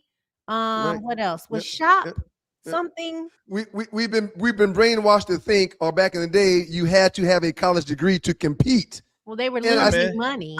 if you give enough prompts to AI, it can write the whole thing out to you in 2 minutes. That's true too. But I also want a human aspect of it. But yeah, you're right. Yeah, you're right. Okay. So you're just gonna use AI for everything, Doug? No, not for everything, but for a lot of things you can use AI. Are you gonna get one of those robots then in your house that they're selling for a $200 down payment? I mean, I'm not getting no robots now. Now you talking crazy. That's something I'm interested in. Now you're talking crazy. Wait, that's something I'm interested in. It might turn on you. Well, but I don't. I'm intrigued by that. And the only reason why I won't do it now is because I got 3 kids. I can call Morgan or Mason to grab the remote that's right on the other side of the couch. How much do these robots cost? I don't know, but there's a $200. You just said a down payment. Yeah. Yeah. I mean, I'll find the information, but that's a thing that they're rolling out. I got issue with this damn Alexa. Don't say it. Mine will start talking. I have issue with this Alexa. I'm not getting no damn robot. Right. She be the one around here shares the opinion when nobody even asks. Right. Exactly. But Alexa's not smart anymore. I don't think they're loading her with information anymore because of ChatGPT. Why not 2403? I was thinking about you this morning. I'll tell y'all what, I'll be manifesting. And here you are, because I haven't seen you in a while. Welcome. Peace, why not? Peace, why not? Why not? Salute to the show. Just keeping my word to the great Arlie by supporting the show when possible. Thank you. Appreciate you, folks. Your word is bond. Hey, don't forget, we haven't talked about this in a while. We got so many things we promote, we forget. Peace sign. Throw the peace sign symbol emoji up in other chat rooms, other talk shows, podcasts, yada, yada, yada. Kind of like some guerrilla marketing that we started a couple months ago. So peace sign, live stews, and other chat rooms. Help your boys out. Promote. And we started it because people were stealing our content. Yeah. And I saw, oh God, I can't think of the man's name. The only thing a man should put in another man is a bullet. Damn. Hey, Breaking Bad, Better Call Saul, Boardwalk Empire, only shows with no homo. Yeah. Well, you got to be careful when you say bullet because there's a tool that women use that's called the bullet. Was he referring to that bullet? Okay.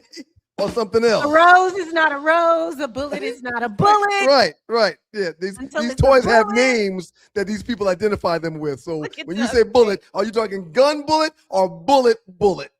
Doug, have you seen any of these devices we're speaking of? I'm clueless. I'm lost. I don't even know. You wouldn't use a rose on someone if she wanted you to. Why would that seem like it hurt all the thorns?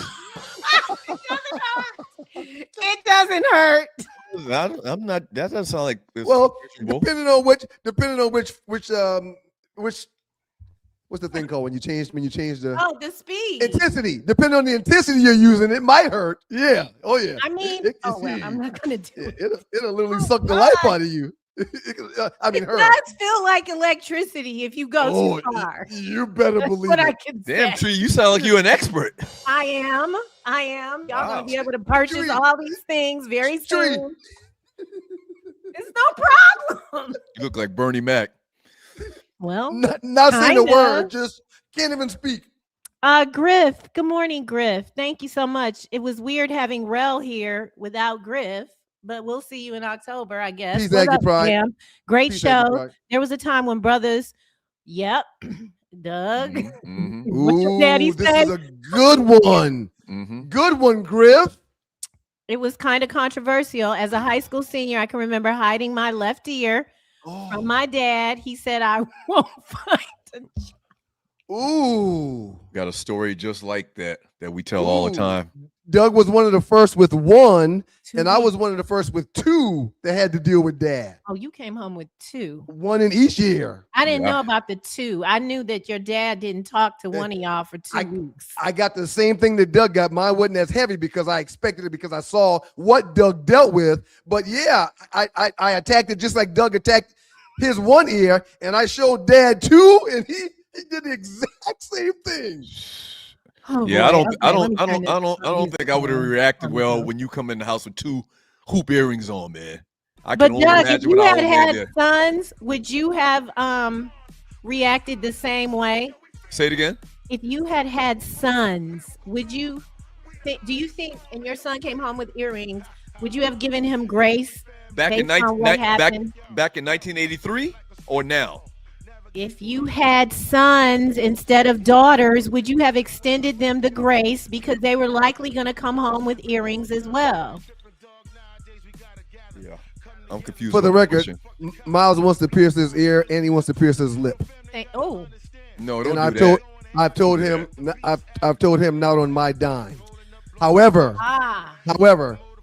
there's no doubt when he goes away to school, he's going to come back with piercings. There's no doubt. Kayla His ears and his lips. He wants to pierce his ear, not ears. He wants to pierce an ear and his lip. And I told him you can't do that on my dime. He said But on his dime. when he goes to school and is doing his own thing and comes home with those piercings, I'm not gonna have a problem. That's fair, Ryan. Oh, even though I don't really like you that much, you're a good parent. Well, I mean that He's sincerely. he's going to be he's going to be an artist, right? Is that what he's going to do for his life? Because he can't go and get a corporate job with a earring in his lip, man. You'd be surprised. He's going to be someone's boss right out of college. He's not going to. He's not going to work for anybody. He's not going to work for anybody. He'll never work for anyone. Trust me. Declared and decreed. Thank you. All A's. Looking at merit scholarship opportunities. He'll be fine. 1400s, 1500s, those SATs, and knows what he loves to do and what he's passionate about. Yeah, he's not going to be sitting down in front of people trying to get a job. There it is. I love it. Earl McDowell. Because he not going to get a good one with a damn earring in his lip. In today's world, is different. That's Uncle Doug speaking. No, You'd be surprised. Yeah, Googling them folks, man. You should go in there and see how they've got basketball nets and stuff set up so their workers during their job can go play 21 real quick. I've seen it. Yeah, they're not wearing suits and stuff to work no more, man. They're wearing shorts and sneakers and slides and T-shirts and dyed hair, baggy jeans. You don't It's go different, man. outside that much. Earl McDowell, thank you so much for your donation. Brother McDowell, thank you for the clip too, the classic stews. Thank you, Earl. I didn't think she was going to play it today, Earl, but she did. So I'm happy for you, Earl. Thank you. I find ways to play it. Okay. Thank you, Earl. Be ignoring Earl for some reason. Jew Jams 4. Thank you so much. One time for the Knicks going on the road and doing the impossible. One more joke. More joke. No problem. And Jew Jams, if the Knicks get to a position where they're about to win the NBA championship, let me know where you gonna be at. I'm gonna come. I'm what do the young people call it? Pull up. I'm gonna pull up. With you and Shaquem. Let me know. Make sure you protect him. For you, Jew Jam. How many dead people are in a cemetery? I don't know. See, I got y'all off base because y'all have to really think and overthink to get these answers. How many dead people are in the cemetery? All of them. It's a goddamn cemetery. What are y'all thinking about? Everybody's dead. June B77, thank you for your donation. Shout out to them black folk in South Carolina. Gas station. What does it mean? You think living people's in the cemetery? No, they dead. Shout out to them black folks in South Carolina. Gas station. I don't know. Rel Scott, my guy. 2 Live Stews. We started this last one, and I'm out. I know you happy AJ Brown going, Rel. Well, you're a Falcons fan, so it don't matter. With the Prince emoji. How ironic. The Atlanta Hawks were the last team to beat the New York Knicks in the playoff, even though we were blown out the last 3 games. Could that be something we hold our head high That's about? true. No question. No question. Yeah. And I said that. Word. I said that during that series. How I love the length of the Knicks. I'm sorry. I love the length of the Atlanta Hawks. I love the wings. I love Jalen Johnson, who's an all-NBA player. Their future's bright, but I said they were too young to compete with us, which is what I said about the Spurs. All right, everybody. Y'all have a great weekend. Happy Friday Eve. I love you, interns. Come on. Yes, Come yes. on If you'd like to intern, help Tree out with production when she's not available. She's got a very busy life outside of this show. Email me, sme.dougstewart@gmail.com. Maybe you got a kid that's in college and they're in media or broadcasting or something like that. Get some experience. Might give you a couple dollars. You got to be available though. Yeah. We do. Ain't no might about it. It is going to be you will make some cheese. Yes. You will make some cheese. Yes. We'll give you gas money. Hey, Demetria. Hey, Demetria. Hey, Demetria. What up, though? All right, guys. Have a great one. Email me, sme.dougstewart@gmail.com, sme.dougstewart.com, sme.dougstewart@gmail.com. Before we get out of here, man, outstanding job today. I want to start by giving you an A+, man. Your leadership is impeccable. And we just really appreciate all you do. And you put so much time and effort and energy into this show while having a full-time job, while being a father of 3, while helping the Black Rhinos and teaching kids mentoring, while calling the police on people that are riding motorcycles. You know how things work out, man? If COVID didn't happen, this is how I think. I always think positively. You be thinking. If COVID didn't happen, we wouldn't be doing this show right now because I would have been in somebody's office. But because we work from home now, we use Zoom like we just talked about earlier. This is the norm. Right. And I pretty much work for myself. So think about look at the positives. Yeah. You can get positives out of anything if you really think about it, sir. God knows what he's doing, man. Yeah.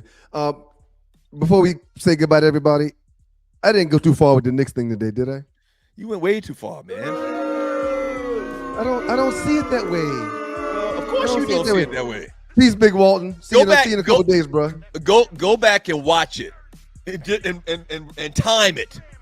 You went on a tantrum for 30 minutes about game 1. I can understand if it was a game 7 and y'all were down by a 10 with 5 minutes left. Y'all came back and won y'all first championship in 50 years. It's game 1, Ninja. I really thought you understood, man. No, I don't. Once again, we're used to winning in La La Land. I really thought you understood. So man. No, I don't. Well, no, I can't but sympathize with you. But because you're my blood brother and you've seen me support this team for so long, and we have not had the legendary history of your franchise. I came in here really thinking you would understand how a nigga was feeling this morning, and you didn't. Bull starter jacket. You didn't. Yeah, you didn't, man. Bull starter jacket. A+ to Arlie Michelle for her work and contributions to today's show. Thank you very much, Arlie. We appreciate you. A+ to Tree Taylor. Outstanding job today, Tree. We really appreciate you. A+ to Brown, who's behind the scenes doing what he do. We're going to call you in a few minutes, bro, to have this conversation. We thank you for all that you're doing. A+ to DJ Bing for trying. We appreciate you, Bing. A+ to everybody that gave Super Chat. If you gave Super Chat that allows us to keep these lights on and keep this platform working that costs money every single month, you get an A+ today. Thank you very much. We took a lot of messages and conversations out of the chat this morning. Talking with John, talking with Rel, talking with Loose Neck, thank y'all for being a part in creating commentary and conversations on this platform. Y'all get an A+ for today's show. God is good all the time, and all the time God is good. If you don't know him, you need to find him and show him love. That's all he's showing you. Nothing but love. Y'all finish your week strong. Be safe and careful out there in these streets this weekend. These kids are going to pools, lakes, ponds, oceans, and playing around water. Pay attention to them turn while they're around that water. And we see y'all on Monday. New York Knicks fans, I wish we could have done that poll. Y'all are belligerent, especially the New Yorkers. They are belligerent. You see the videos they taking with people outside of Madison Square Garden? That's what I'm saying. That's what I was talking about earlier. How belligerent and ignorant and how your mother. Right. SMD. No home training. Zero home training for New Yorkers. Yeah, I'm not gonna go to a game in New York because the tickets are just crazy. But I am definitely thinking about flying up to go to Harry's across the street from MSG and watch a game. I am definitely thinking about it. How many people you think Harry's can hold? You can't fly to New York and think you're going to get up in Harry's. Well, there's only 1,000 New York bars, but there's no doubt if my intentions are to get in Harry's, if I got to get there 4 hours before the game, I can get in Harry's. Yeah, and I'm Ryan Stewart. Unlike you, most front doors I go to, they're like, yo, how many with you, Stu? I only got 3 today. All right, we got you in the back. Come on through. But you wouldn't understand that. Hey, peace, y'all. Peace. Have a good weekend. Peace.